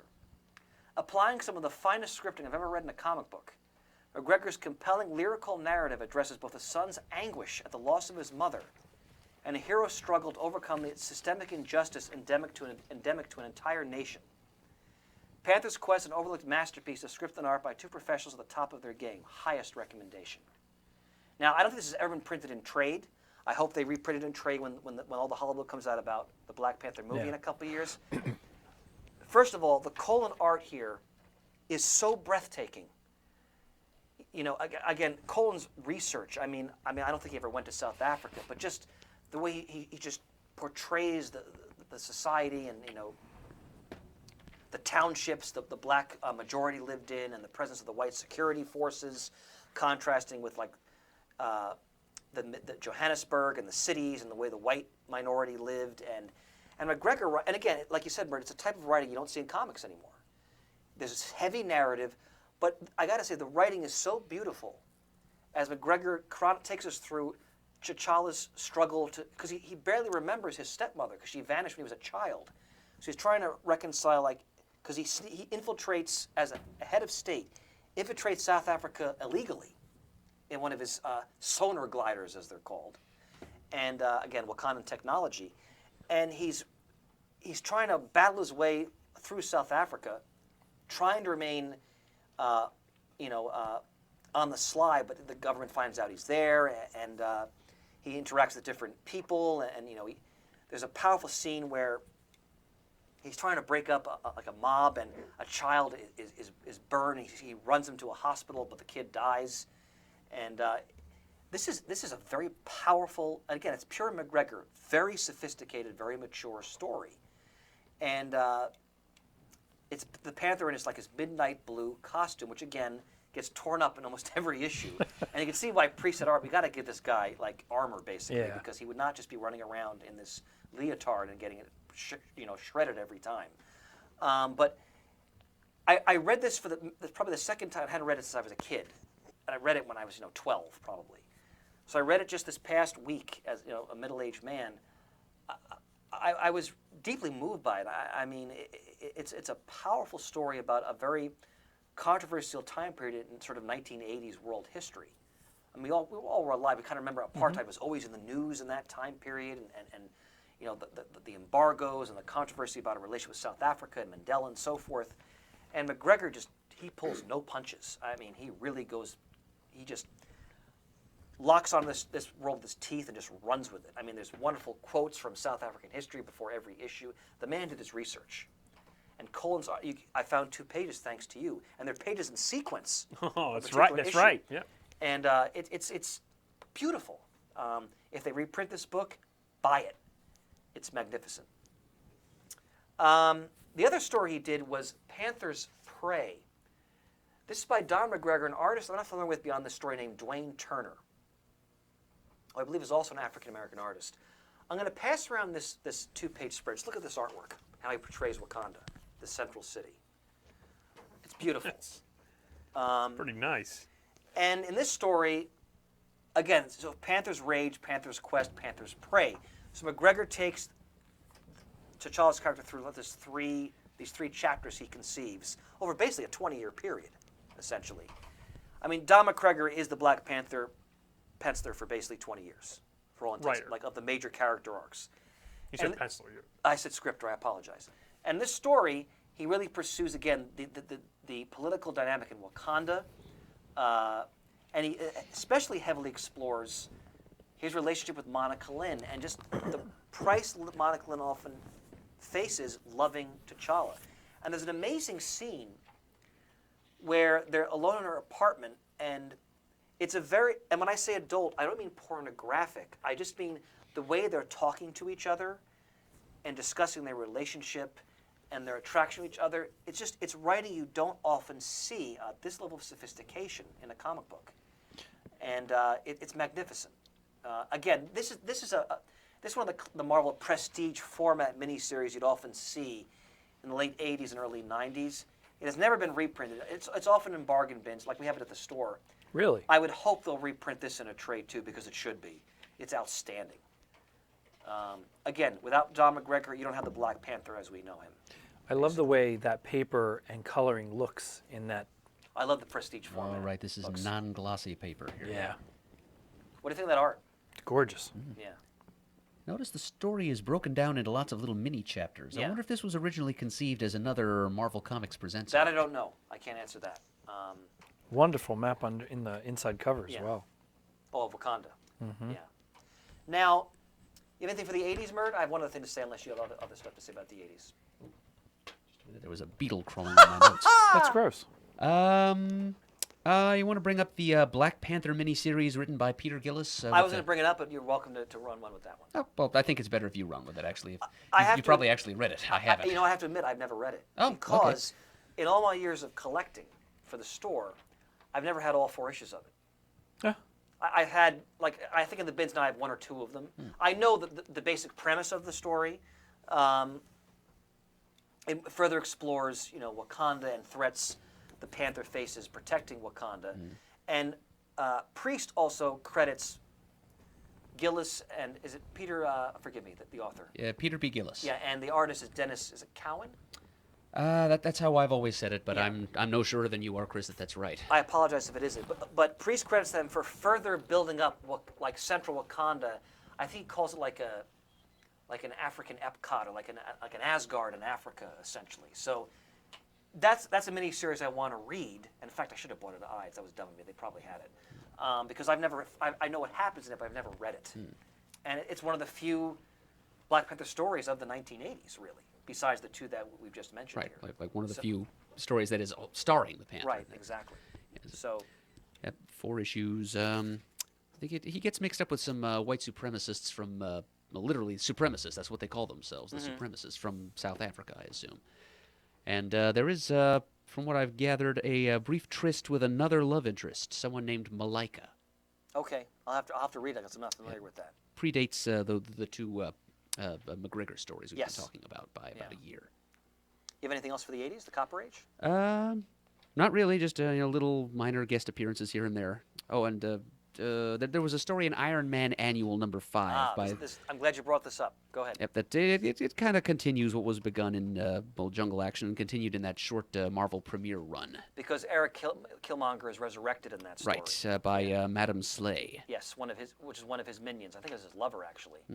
Through the resurrection altar. And the Mandarin had a hand in it. Yes, and then I think Killmonger dies again at the end, but then he returns down the road. As you will in the Marvel Universe. Let's move on to the modern age. Before we do Please. this, one real quick thing. Please, sir. Before we started recording, I sent out a tweet about that we're doing the episode and showed them pictures of your notes and your hardcovers there. And Solitaire Rose or Corey Stroh tweeted back, "There better be an hour of Dominic McGregor talk, or I will do it myself." So hopefully we did him proud with some Dominic McGregor talk in the episode here. I hope so, sir. I wasn't sure if it was an hour exactly. I met Mr. McGregor at a New York con several years ago. And as I said, he was going to come to Super Show, but he got sick because I emailed him a couple times after that.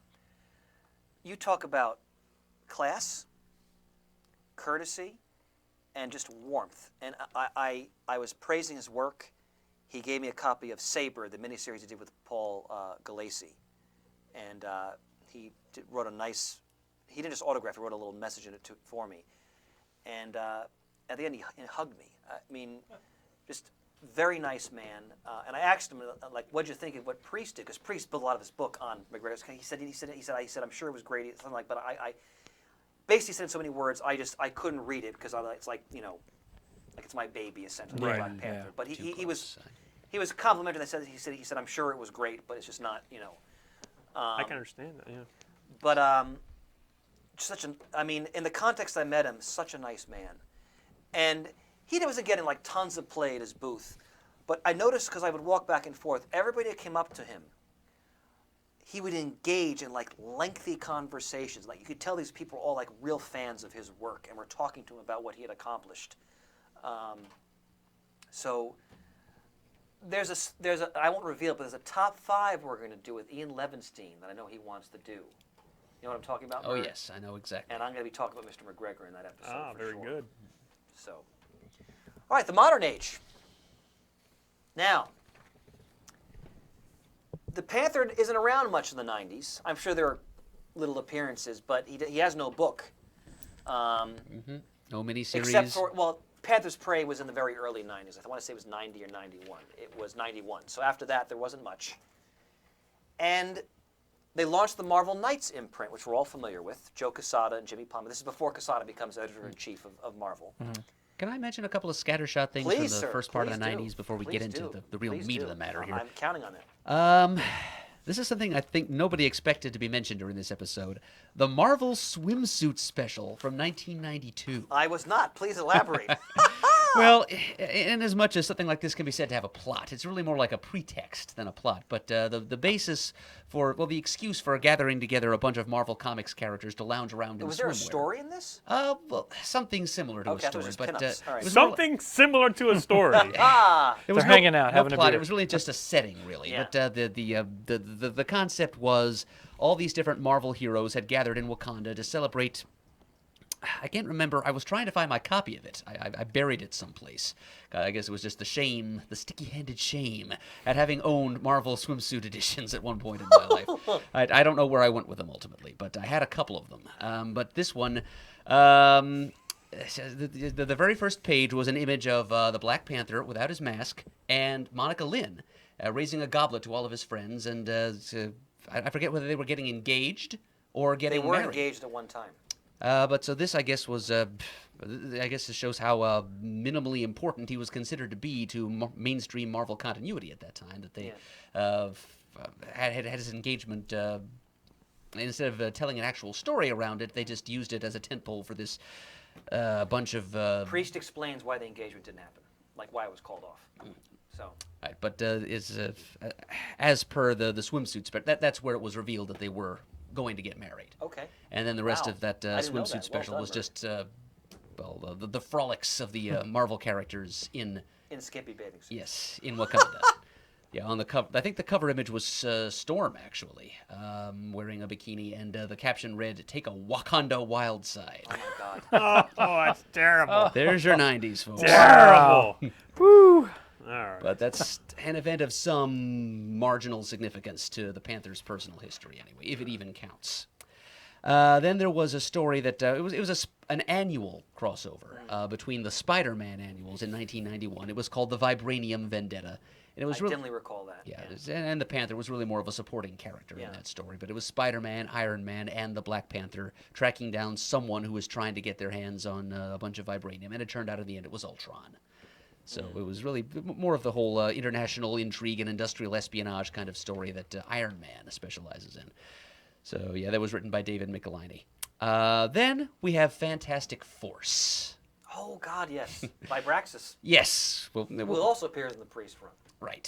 See, Priest leaves no stone unturned in his research here. But this is the closest thing to a recurring role the Panther had in the first part of the 90s, because one of his young apprentices, you might say, an arrogant young Wakandan nationalist, whose real name was Nakano, I think, something like that. That rings a bell, yeah. But he was a member of this group of Fantastic Four distant relatives cast-offs. It was really an awful quality book when you come right down to it, but we'll probably have a few more things to say about it when we do our spotlight on the Fantastic Four in the 90s. But I'm Wakandan, trying to build up the strength for that one. It's going to be rough, but go ahead. Danny and I will be there to prop you up. Honored. Yes, we've got a stronger tolerance for the 90s than you have, I think, having come of age during it.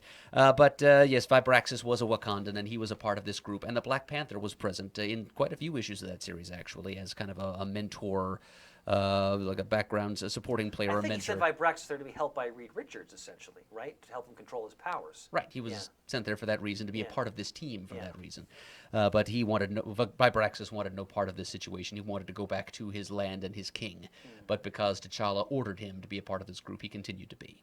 And T'Challa showed up occasionally, not only to advise Vibraxis, but also occasionally to lend aid to the group as a whole. Yeah. I can't forget to mention that Fantastic Four Unlimited issue number 1. Please do, because I've never read that. Yeah, the backup issue of that. We've said it was written by Roy Thomas, and the backup story tells it shows T'Challa wondering why Claw has become so fixated on Wakanda and vibranium, and he just happens at that point to locate a secret chamber in his palace where he finds a journal of his grandfather, Chanda, the father of T'Chaka. And this reveals how Chanda first became the Black Panther, how he assumed that mantle. And it turns out it had to do with Claw's father, who was a Nazi officer named Colonel Fritz Klauer, who crashed in Wakanda, was nursed back to health by Chanda and his family, and was an honored guest for a time. It was actually he, Colonel Klauer, who coined the term vibranium for the sacred metal of the Wakandas. Oh, wow. And was able to deduce a few things about its properties, and of course immediately called in some of his European fascist buddies to come and try and loot the place, much as his son would later do. Yes. But he was, of course, driven off, and he vowed, shaking his fist, that he would come back. And if I will not come back and avenge myself upon you, then my young son will. And we're told that he's a fan of Greek myths, so hence the reason why his son is named Ulysses. Apparently, he moved the family to the Netherlands at some point to avoid prosecution for war crimes. But he wasn't an actual German then? Yes. Oh, he was a Nazi. He Yeah, was a okay. Nazi officer. Yeah. So this is taking place in like the 1940s, out of probably just after the war ended, Yeah. or right around the time it Yeah. ended. So he changed his family name to Claw, and they moved to the Netherlands, and that's where Ulysses Claw, the man. Fantastic. That's where he came from, and that's how he learned of the existence of vibranium and became so obsessed with it. It's not just a matter of his own personal ambition and egomania and his desire to acquire this thing for scientific reasons and to fuel his quest for conquest or whatever, but there's a matter of family honor involved too, because of that clash between his father and T'Challa's grandfather all those years ago. Well done, sir. What number FF Unlimited is that? Number 1. Okay, I gotta dig that up. So the first issue of the first of Marvel's quarterly unlimited titles, 64 pagers of Well, the fact that Roy era Thomas 90s. wrote it is very reassuring. So, excellent. Anything else for the 90s? I'm just going to mention Cable number 54. Okay. A story. It's a one-shot story. It's entitled Jungle Action. So Okay. apparently they could get away with that even into the 90s. Mm-hmm. It was written by Joe Casey with art by Kirby admirer Ladrone. Ah, yes. Yep, so it's just a quick. It reintroduces Joshua Tobo, who was a cousin of the Panther and a member of the Black Musketeers. Yes, in the Kirby run. Yep, and Claw, of course, was in Right. there. And I think he's coming off of an appearance in Mark Waid's Captain America run. He was Yes. dying. He did appear in Cap that time, yep. So Cable and Black Panther team up to take down Claw in Wakanda. So if Okay. you want to see like Ladrone's take on the technologically advanced world of Wakanda, Oh, wow. Cable number 54. Thank you, brother. Now, I don't have an actual running time because we had to pause for a while, but we're close to 3 hours keep going. already. And we haven't even hit the favorites of your Christopher Priest. Go for it. Oh, my God. I want to get people have been waiting for this. I know they've been begging for Yes. it for a while. And we do not want you to curtail your remarks in the slightest, Chris. No. We know how much of yourself and of your time you've poured into this. My pleasure. All I will say though about the Priest run, I'm not gonna checklist because I don't want to spoil everything for people because I want people to read this series Thank you. because Thank you. I believe there are a lot of comic readers out there who would really appreciate it who have not read it. And considering I have a very low opinion of a lot of the Black Panther material that followed it, I really want people to read it. So we're going to talk about it, but I'm not going to like tell you what happens in every single issue of the book. So just bearing that in mind. So let's start with some background. So Marvel Knights is the imprint we all remember. Let's see, it was the Angel Punisher, wasn't that one of the titles? I think so. Yep. There was a Spider-Man. That was later. Was later. Oh, That was the the Mark Miller one initial. that was Oh, later. the Initial was, Daredevil. It was 4 of them. We had Daredevil. Daredevil. Inhumans. Inhumans, the Paul Jenkins J. Yep. Lee, which was outstanding. Yes. You guys critiqued that actually. Yep. So Book of the month. the goofy Punisher is an angel. I think he was killing demons or something like that. in That was the original idea. It version. was just a 4-issue miniseries. Yeah. Then they got innocent and they righted the ship. So that, Inhumans, Daredevil, of course, the Kevin Smith, and Black Panther. I think those were the Yep, four. I think it was just those 4, yeah. And then there was a Marvel Knights book. That I Right. thought that came later. It that- did. It did, okay. Where they had different characters in it. Right, Shang-Chi, Cloak and Dagger, yeah. and so forth. Yeah, so Priest is brought in, this is in 1998, to script Black Panther Volume 3. Because the first volume was Kirby, and the second volume was that miniseries in the 80s by Milligan and Cowan. Not Gillis. Milligan, Gillis, I'm sorry. Yeah. Gillis, I apologize. It is an easy mistake to make. Yeah. Peter Ill. Yeah, and now this is Volume 3. And I'm just going to read some of Priest's comments from an interview he gave to Newsarama last year. So these are very recent observations he's made. If I could make Panther tough, mysterious, wily, and often at odds with his Avengers comrades, that was a character I'd find interesting. If he could embrace his monarchship the way Namor does, perhaps not as arrogant, but surely as confidently, a man of supreme power and dominion. That would interest me as well. Lastly, I told him we needed a point of view character, someone who could validate the fears and presumptions of white superhero fans who would truly be reluctant to buy a, quote, black book, hence Everett K. Ross, which he introduces in Kazar.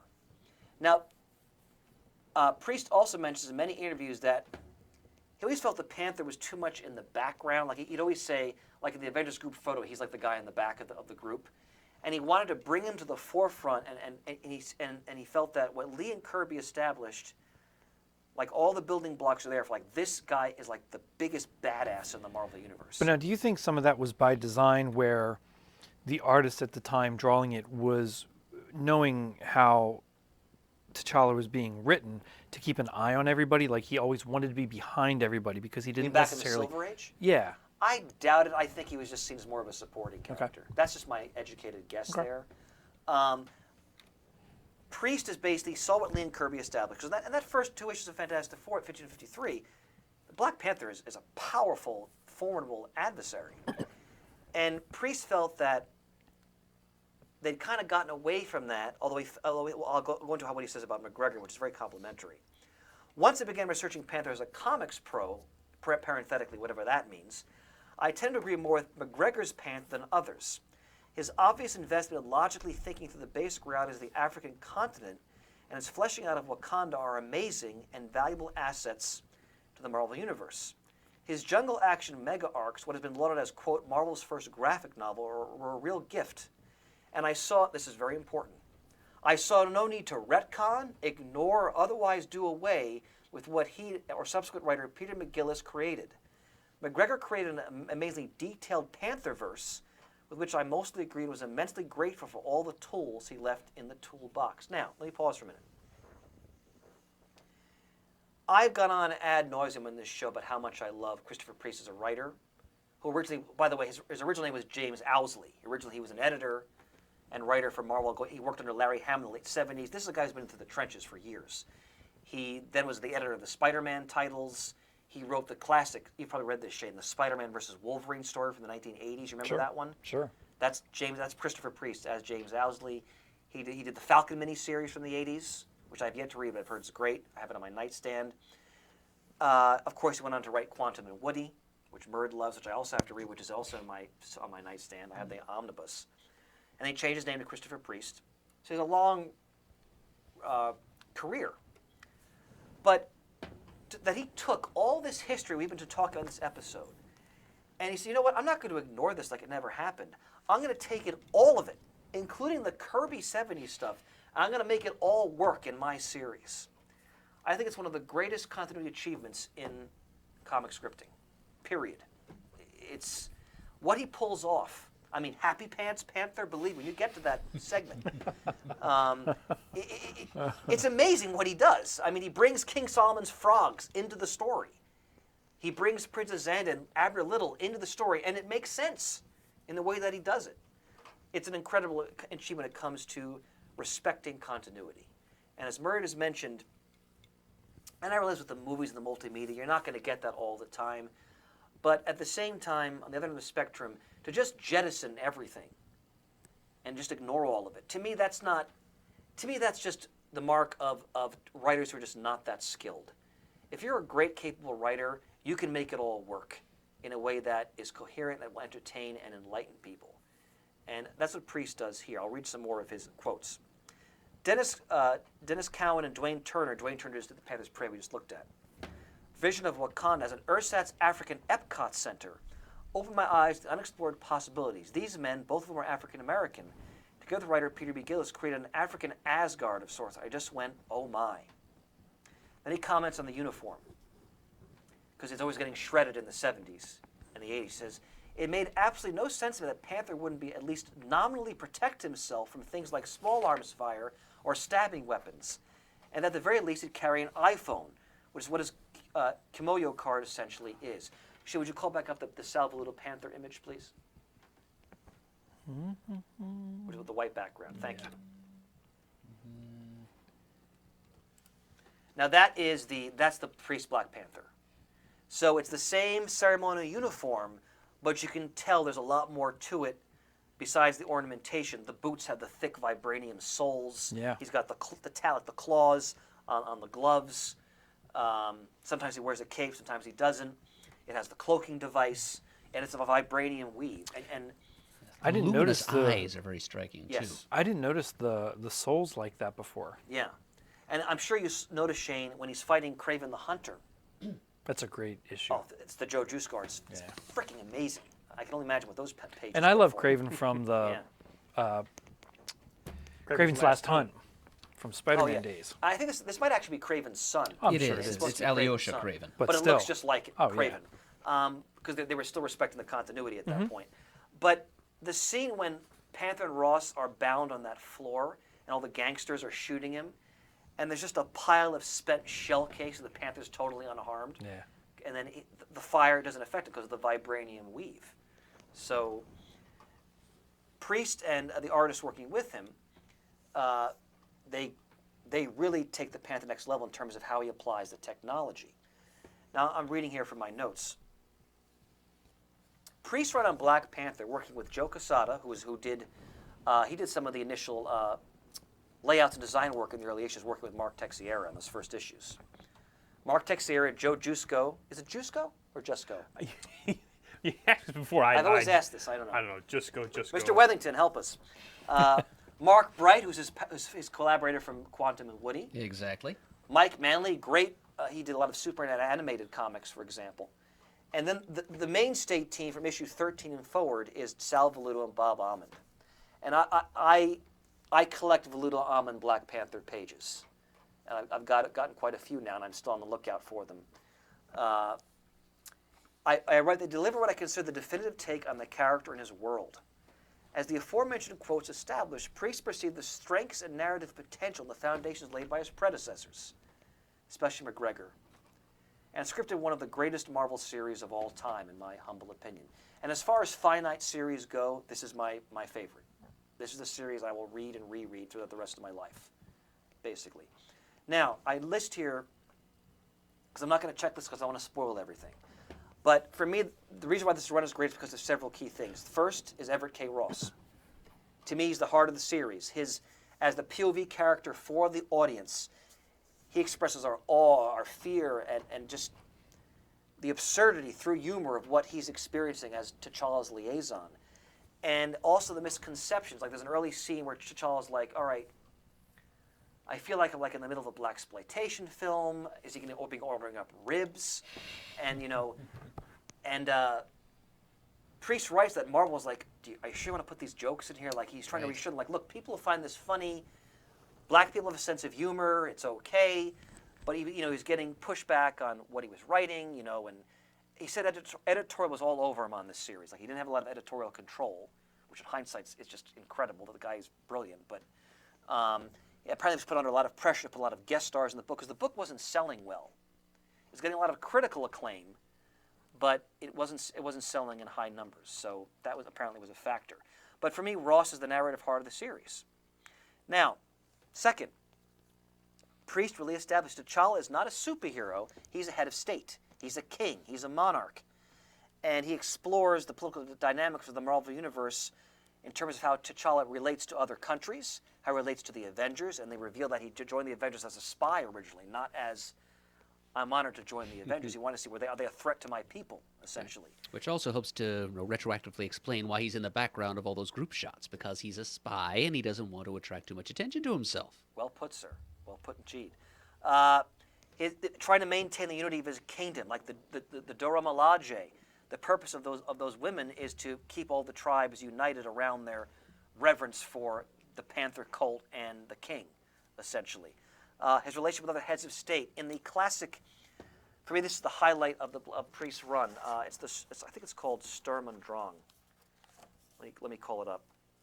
Give me 1 second here. Where Wakanda almost gets in a war with the deviants of Undersea Lemuria, Lord Gore and all that, and Atlantis. And in that story, Priest explores the political dynamic between the different nations. Like Wakanda has like a non-aggression pact with Latveria. and Wakanda and Atlantis are at odds, and then they're at odds with the Deviants, and they describe to you how T'Challa expertly manipulates and navigates this situation, pitting all the different chess pieces to his advantage and to the advantage of Wakanda without actually harming anybody in the end, essentially. It's amazing. I mean, and that page I showed you of him kissing Storm earlier in the episode, could you bring that back up, please, Shane? Sure. Thank you. The story also explores his relationship to Aurora, which, as Murd enlightened us, was actually introduced by Claremont and Byrne apparently back in Marvel Team Up. But they really go into, and Storm goes, look, that she basically tells him, you're going to become like Magneto. Like you're so consumed by your obligations and your duties and your sense of purpose, you're losing who you are. And that's when he whispers to her, I am afraid. And what's powerful is Monica Lynn Priest brings Monica Lynn back. She's a tragic character. And T'Challa emphasizes, I love you, but I can never be with you. And there's a reason, and Priest explains why he can't be, why he broke off the engagement. I won't spoil that. Because the reason why he does is really at the core of the whole series, like why he did that. And that's also going to explain why the Happy Pants Panther is brought into it too. I'll say nothing else.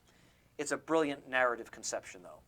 He basically takes everything that had happened before, Kirby, McGregor, and he ties it all together, essentially. It's masterful scripting. The storyline I'm referring to, forgive me as I turn to it, it starts in issue 26. It's a 3 or 4-parter that really explores how the dynamics of the Marvel countries work. And there's a great scene where we mentioned earlier in the episode, there's a brief period where T'Challa went to America and decided to become a school teacher in Harlem. He was named Luke Charles. And he was a high school teacher. And he eventually returns to Wakanda to resume the throne. But he goes to this classroom, and I have original art from this. He meets with Magneto. Dr. Doom is a holographic image from because he won't leave Latveria. Namor, Warlord Crow of the Deviants, I believe. The pink skin. Yeah, and person? Ross is there as kind of like because Ross is a government agent, but he's now really more loyal to the Panther, and he's like working with him. And they establish that the Panther and Ross are really becoming close friends, even though they're totally different people. But in this scene, the heads of state are negotiating how to avoid a war. It's fascinating. Because it makes you think of the Marvel Universe in a way you've never thought about it before, essentially. Because Magneto is ruling Genosha at that time. Okay. Because this is before Genosha. Genosha's destroyed later, isn't it? Isn't it Genosha? Something.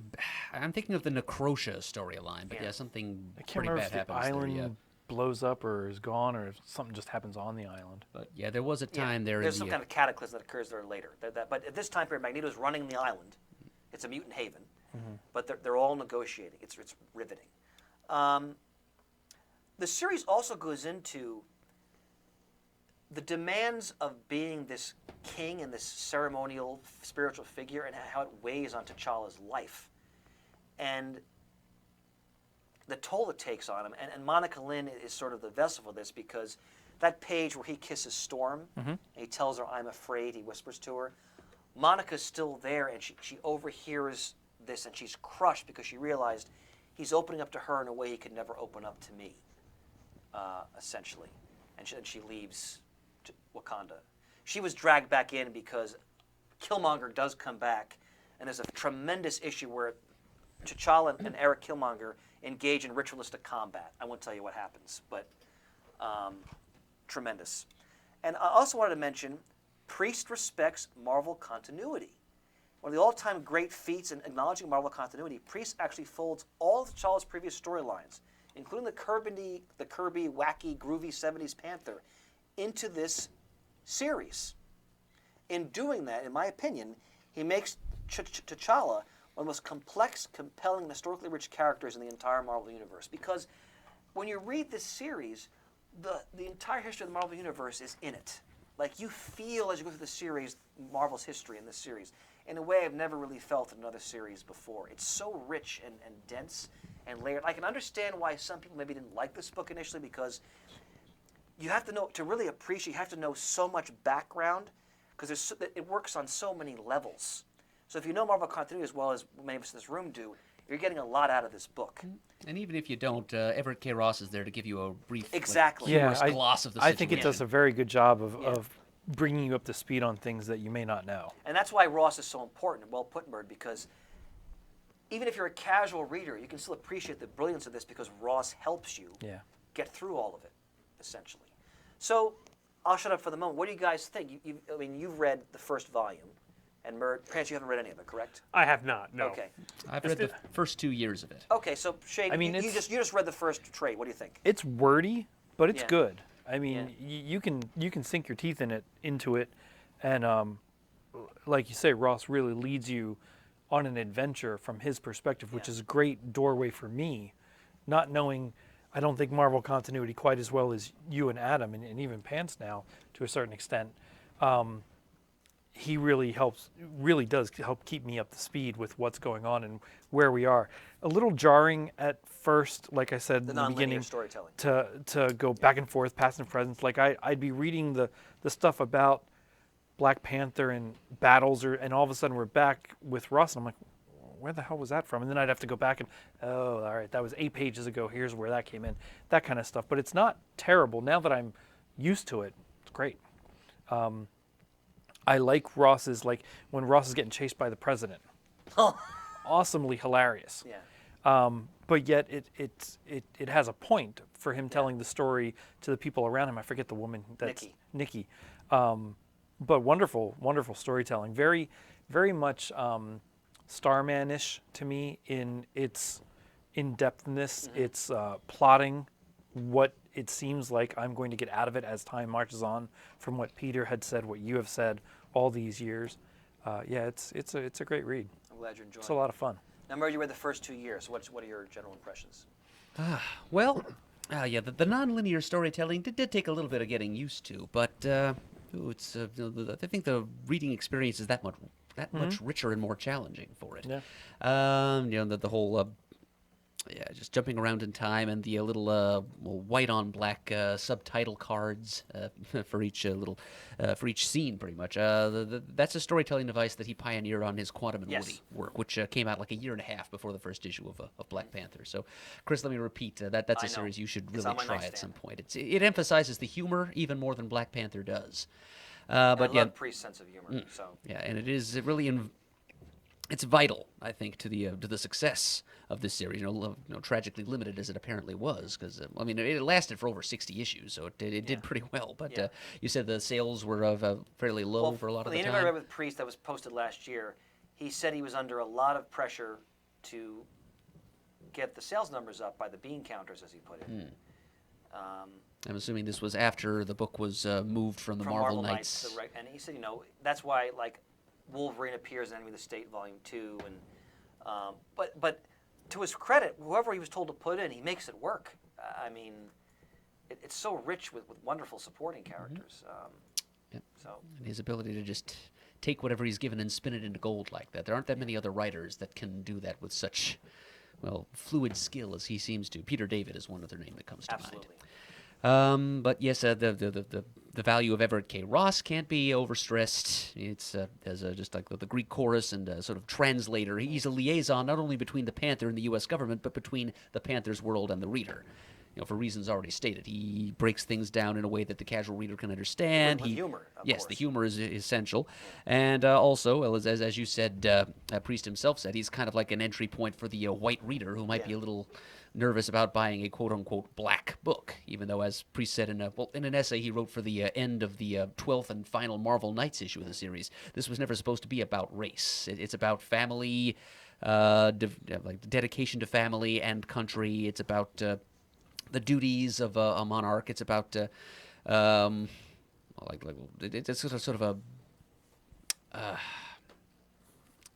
know the essay you're talking about. I read it. I'm blanking on the. Times, God damn it! The Damoclean sword. That's what I was trying to think of.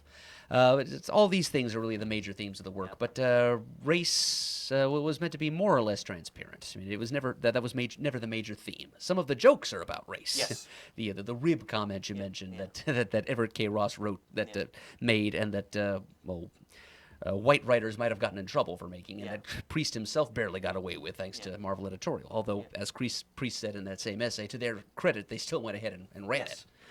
it. But yeah, it's a different sort of storytelling. It stood out from the other things that were on the shelves from Marvel at that time. And as you said, Chris, it does take us on kind of a whirlwind tour of various corners of the Marvel Yes. universe, and showing what T'Challa does with what he finds there. And it really it drove home the majesty of this character. Yes, the well put. peerless resourcefulness. It established him, as I said before, as kind of like a Marvel Universe answer to the Batman. Yeah. Except instead of just guarding a single American city, he guards an entire sovereign nation on another continent, one of the most technologically advanced in the world. And Well, and also instead of being in the shadows like Batman likes to work, in spite of Panther spying, so to speak, on the Avengers or something, he's out there for all the world to see and makes no apologies for it at all. And- good point, Shane. He doesn't have the luxury of being of the urban myth conceit to hide Yeah. behind. And to piggyback on that, Priest really establishes that the Panther is not just a warrior, he's a statesman. He is a master strategist and tactician. Ross often talks about how he's like 6 steps ahead of everybody. Like, there's one great moment, I think that in many ways this is definitive of this version of Black Panther, where he's out of the country, he so trusts Ross, he makes him regent while he's away. And there's a funny scene where Ross was with Wakabi, who's Panther's second in command. He has to put on the Panther costume to go on the ceremonial hunt. And he's like, he's falling down in the costume and so forth. But he's going through Panther's desk. He pulls out a book that basically says, contingency plans in the event of Galactus. He said, all right, so this guy knows how to handle Galactus apparently as well. And just the poise of T'Challa in this series, the almost eerie confidence, the sense that, and he's always calm. And there's moments in the series where he gets emotional, and it's so powerfully written, it's jarring because you're so used to seeing him in a certain way. Like when that page where he opens up to Storm, it's powerful because he's just a man at that point, letting himself go with the one person who, besides his mother, that really knows him intimately, essentially. Now, knowing that who's going to play Ross, Yeah. I hope they throw some of those scenes in there. Oh my God. I can't wait. So, yeah, I mean, I echo everything you guys are saying. It's just, and what's so wonderful about it is, he doesn't change any aspect of the Black Panther's history at all. He just folds it all in there. Maybe rearranges a couple things here That's and there. fine. But and then he realizes I think the full potential of the character, essentially. And, he beats up Mephisto. He takes him on. Right. You He know? finds a technological means to cut Yeah. him off from his eldritch extra-dimensional Yeah. source of power and just punches him in the face. Yeah. And there's a great flashback issue where they show Captain America with the triangular Golden Age shield going to Wakanda. And encountering T'Chaka. T'Chaka, and he can't really beat T'Chaka in combat. And at the end, T'Chaka says, "Well, why should I give you some vibranium?" And I will spoil this one because it's so powerful. And Cat Steve he just says nothing, and he hands T'Chaka his shield. And T'Chaka laughs at him, and he basically says, "You can take it," essentially. And then they go to the future, the present, and there's a scene in the opening arc where Steve and T'Challa are kind of on opposite sides over intrigue involving the U.S. government versus Wakanda. You both have read these stories, and they come to terms on it, and T'Challa gives back Steve that old shield, and Steve says something like, "We're friends," and T'Challa says, "No, we're brothers." It's a powerful moment. Yeah. Steve Rogers just has that effect on people. Yeah. it Oh, seems. sure. Even kings. And I'm interested to see how they're going to pursue that dynamic in the film. Especially since T'Challa's supposedly on. Ah! Well- You were- All right, Just hold your ears, will you? Hold my ears. I have headphones on. I understand that. Now, any other comments on Priest before we move to the final stage of our spotlight? No, I'm glad that I finally got to start reading it, and Keep reading, that's my to your friend. generosity. So thank Well, you. My pleasure. Please, sir. This seems to me to be analogous to when Jamie not made us, but really implored us to read Strangers in Paradise. Yes. Well, yeah, that's a good Because analogy. once I read it, I loved it and latched on to to Echo and to Rachel Rising from Terry Moore. This seems to me to be, from everything you described, something I need to read and that I will enjoy, and then I'll be wanting to read Quantum and Woody and everything else by Christopher Priest then. So it's like, damn you, basically. But for making me read more stuff I have no time Pants? for. But no, it's all good. Like I said, I want to stop the recording, go home, and go somewhere and just read. Don't take your books and read them. Well, Pants, I'm just going to get you the trades, that's all. Oh, okay. It's one at a time. Don't overwhelm me. We'll take care of you. Oh, thank you. So I'm sorry. Not at all. I'm relaxed. Continue. My pleasure. Now, so we're going to enter the post-Priest era, and I want to emphasize, we mentioned before. The PPE. Yeah, this is wiped from continuity. As far as we know forward, what happened in these stories, as far as continuity is concerned, basically didn't happen. And it sounds like it's a crime from what you described to me. From my perspective, as a passionate fan of these stories, yes. Now, to be fair, before this, as I was preparing for this episode, I wanted to read the first Hudlin arc, which is Who Was the Black Panther, which came out in 2005, so 2 years after the Priest run ended.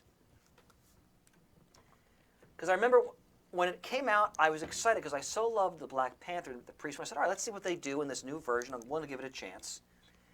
And I remember reading it and not liking it, but that was 11 years ago. So all right, let's read it again before I talk about it on the air, to be fair. Sure. So I read it. Now, here's what I liked, and this is issues 1 through 6 of Volume 4. I think this is some of the finest art of John Romita Jr.'s career. His take on Wakanda, on the technology, and there's some great concepts, and I'll give Hudlin credit for these, where they show you Wakanda in the distant past, even back in centuries ago, and they're still using technology ahead of people who are trying to invade Wakanda.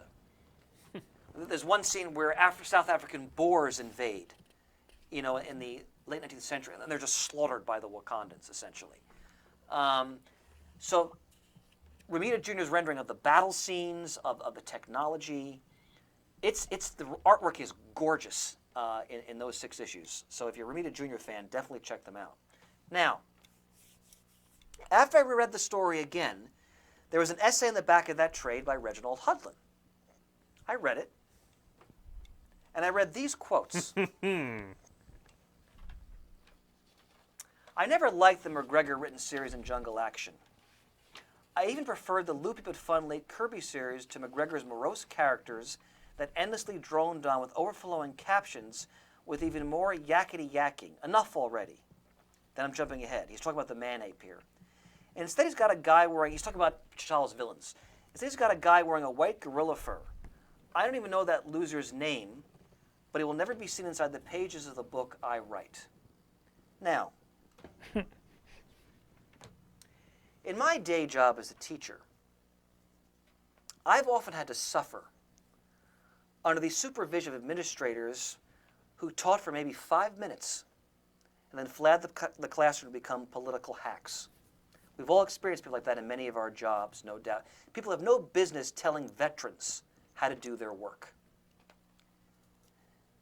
Now, Mr. Hudlin, I realize, after doing timeless cinematic masterpieces like House Party and Boomerang, which obviously qualify you to make the comments you made disparaging veterans of the comic book industry who built the entire world that you are now dabbling in, you frickin' dilettante. I'm outraged that Marvel printed this shit in the back of a trade, insulting people like Roy Thomas and Don McGregor. I can't stand this whole movement in comics to bring in Hollywood people to write a mini-series, and then it's like they're the second coming of comics. It's offensive. If it's good, great. I love a good story. But I read this again because I wanted to if I'm going to critique it, I wanted to read it fresh. Art's great. The story is derivative, flat. It's almost all action. There's very little character development. He does introduce Shuri, the Black Panther's sister. But look, it's nothing impressive. Now, he writes in his commentary how he meant this to be like the Black Panther movie, and I can see that because if you know nothing about Marvel, you can read this and go, okay, that was kind of interesting, because It barely references the Marvel Universe. It does in small ways, but forget even that. It's just boring. Okay? When you think about what we've been talking about for the past 3 hours and what's been established as this character's foundation, and you get this relaunch that basically wipes away everything that's been established, I can forgive bad storytelling because not everybody's a great writer, and not every comic is as good as other comic. But what I can't forgive is crap like this that's being published by Marvel itself, which that's terrible, bad taste on their part. But to insult the people who built the world you're dabbling in for 6 issues, or however long he wrote the book, I'm not going to use the cursed language I want to use right now. But come on, you dilettante. Go back to your B films. So, and it's unfortunate that that version of Black Panther is now apparently Marvel continuity. So, Especially after all the effort Priest put into incorporating and including all of the other iterations of the Panther from past decades. Now, his version that was so inclusive is not included. yeah. Just I think Marvel recognizes how injustice. great Priest Run is because they're reprinting it now in these trades. I read the Hudlin run when it first came out for a while because I wanted to keep trying it. And he marries Storm off to him. He introduces the sister, who's an interesting character. I don't want to take away from that. But a lot of the concepts are clearly inspired by what happened before, but they're like flat, neutered versions of them. T'Challa is not a particularly interesting character in these stories. The characterization is not particularly compelling. It's dull. That's the best word I can put for it. So that's my take on the Hudlin Black Panther. Did any of you guys read any of that? No. When it was coming out? when I read somewhere in the fan press, I don't know if it was online or in a preview solicitation or something, that Hudlin's take was going to basically ignore much or all of what Priest had done. I refused to support it in any way. Yeah. I wanted to try it, and I especially wanted to try it again for the purpose of the episode to give a fair critique. Mm-hmm. And I get it. Marvel wants to try. They're trying to get new readers. They do it all the time. Let's relaunch a character, make it more accessible to people. Okay, but you can do that and still acknowledge what got you to that point. And to jettison all of it, and even worse, because, you know, I like the story, big deal. Someone else will like it, that's fine. But then to print these comments, it's just, I just think it's incredibly tacky. And who the hell are you, dude? You weren't laboring in the, Christopher Priest labored in the comic book trenches for decades, as did McGregor and Thomas and all these people. Who the hell are you? Who the hell are you? Keep your mouth shut, write the story, and then move on to whatever else it is you're doing. Yeah. I just found it grossly offensive. All right, now to kind of finish up, as Pants was mentioning, the Panther has had a huge presence in the Marvel Universe in the past several years. And a lot of that I really think is based on the template that Priest established for the character. He's a major player. I mean, he's involved in the Illuminati, although he didn't want to join them at first. He was a major player in the Incursion storylines in New Avengers. He's involved in Infinity and the coming of Thanos and the Cabal. And during the Avengers vs. X-Men, when Namor is possessed by the Phoenix Force, you recall that Namor floods Wakanda and destroys much of it. And then Shuri, at one point T'Challa's injured and Shuri becomes the Black Panther. She goes through the ritual. She becomes the Panther. Okay. You've all seen pictures of her in the garb. And she leads an attack against Atlantis and destroys much of Atlantis. So there's warfare between the two states. And I'm jumping through a lot of different titles here, but I think we've read a lot of these. At one point, T'Challa becomes like the king of the dead, like the underworld realm of Wakanda, where Shuri is like the queen of Wakanda. He's in charge of like the spiritual netherworld where all the former Black Panthers dwell, and he can commune with them essentially, which makes him even more powerful. At one point in the 2000s, Doom tries to get his hand on the vibranium mound, and T'Challa, T'Challa always has a failsafe. He activates a failsafe that renders the entire vibranium mound inert, so Doom can't use it. So the vibranium is gone, essentially. Of course, he's one of the few survivors of the Secret Wars storyline on the fabled lifeboat that takes the few remaining heroes out of the destroyed 616 and Ultimate universes. and he plays a key role fighting the god Doom on the battle world, using the Infinity Gems and the Gauntlet, and he plays a huge role in all of these stories. And he also they have him agonizing about, as we know in the incursions, they're literally destroying other Earths. Yeah, well, it's them or us, Yeah, basically. and he plays a major role in that, and have him agonize whether or not he should be participating in it. And then, of course, Namor leads the Cabal, which is Thanos' group, in an attack on Wakanda, which kills his sister, Shuri. She dies in battle. And at the end of Secret Wars, Wakanda, remember, T'Challa gets his hands on the Time Gem. And he uses the Time Gem to restore Wakanda, and he goes back to it. And it's restored to its full glory, essentially. And that's kind of where they've left the character. They had him marry Storm. That marriage is annulled, though, because of the events of Avengers versus X-Men. They end up on opposite sides, and their marriage ends up being annulled, essentially. So the marriage, I don't think should have happened. I think Priest's idea of leaving it unconsummated was a far more effective plot device. But it's Marvel. They got to have like the events to get people in, so they married them It off. was a stunt to begin Yeah, it was a with. total stunt. Well, and wasn't he unsure of his role in the Illuminati as well? He didn't want to join them. He rejected them. But as the incursion started to happen, he felt he had to get involved because of the threat to Wakanda and to the entire planet. I seem to remember, maybe I'm remembering the wrong character, but I kind of remember him looking out from Wakanda and seeing another Earth incur. Oh, yeah. Okay. You saw images like that a lot. Oh, yeah, Well, absolutely. and that's about where I stopped We're not doing the reading. incursion thing full justice because that's such an Oh, elaborate. yeah. I mean, Kurt That was was building 3, up that 4 for years, so yeah. that's Yeah. like an Plan. episode in itself, essentially. Jeez. But all I'm saying is Black Panther plays a huge role in Yeah. that Sure. storyline, and I think we should credit Priest for giving him the gravitas that he's always really had in his foundations, and he really has that now. And again, without spoiling anything, I'm just looking for Chadwick Boseman, who I think is a great choice. His James Brown was amazing. Did you see him play James Brown? No. Oh, phenomenal. No. So, just the images I've seen, without spoiling anything more for Pants, Thank you. and the quotes I've read, I'm very confident with where they're going. And the fact that the director of Creed isn't directing the Black Panther movie is a great choice. Because that guy did a wonderful job in that film. Did you see Creed? No, I That didn't. was awesome. No, even my youngest wanted to see that one, and he's not. I mean, he's 12 and has never seen Rocky or anything, but He should see the first Rocky first before he watches Creed. So, all right, I'm losing my voice. I guess so. Do we have No surprise. What closing comments or reflections, my friends? This is probably the longest episode we've ever done of Comic Geek Speak, if my Wow. timestamp is close to what I think it's going to be. Record setting. Yeah, we're Because you did what? 4 hours. You did 245 on JLA Adventures 3 cover. Was that all it was? Yeah. Well, actually, no. You've done some That's a 3-hour, classic. close hour. Yeah, episodes. we've broken 3 hours This before. is upwards of 3.5. Wow. Okay, it's probably in the running. We'd have to do a bit of research, but Well, let it stand as a monument, But, though, to Chris's yes, I love mean, and how- passion for this character. This has been building and building for how many years? We've teased about it. We've talked about it. It's finally come, and yeah, we did, and we could go on forever. Oh, absolutely. Oh gosh, yeah.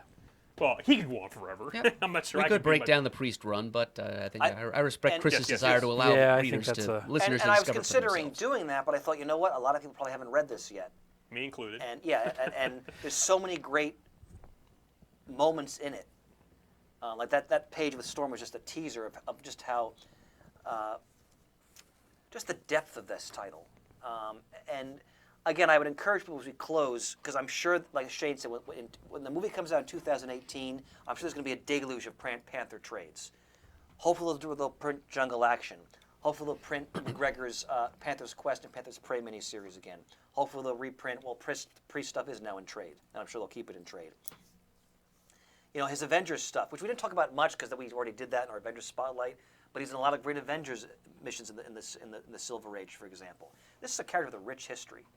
And I think what Priest did was he just fully realized that potential of that history. And I think Hickman, by the way, has done a great job with the Panther too. We just haven't, that's another discussion really. But it just goes to show. Let's go back to Lee and Kirby and then McGregor. When you've got a great idea for a character in the hands of the best writers, the realization happens. Like the potential is automatically realized. So, kudos to all these great creators who made the Black Panther. the character is, and I'm confident it's the character we're going to see in the movie, essentially. It's a fantastic spotlight, Chris. Yes. Honored, gentlemen. Honored. All right, so I guess that'll wrap it up for us. Let's do our Yeah. sponsor. Was brought- This episode was brought to you by the fine folks at InStockTrades.com. Go to their website. If you see it on their website, it's in stock and you can order it. Check out their top 10. It's a great cross section of what's hot right now there, and they have some great sales. Keep your eye out on their banner page. I love when they put stuff on sale. Oh boy, I usually order 2 or 3 things at a shot. That's InStockTrades.com. Visit us at comicgeekspeak.com to send us an email. The address is comicgeekspeak@gmail.com. To leave a voicemail, the number is 267-702-6642. Stop by thecomicforums.vanillaforums.com and let us know what you think of Black Panther. Follow us on Twitter, like us on Facebook. Thank you to everybody who contributes, listens, and participates to this show. We appreciate it. And as always, we are uniting the world's mightiest heroes, one listener at a time.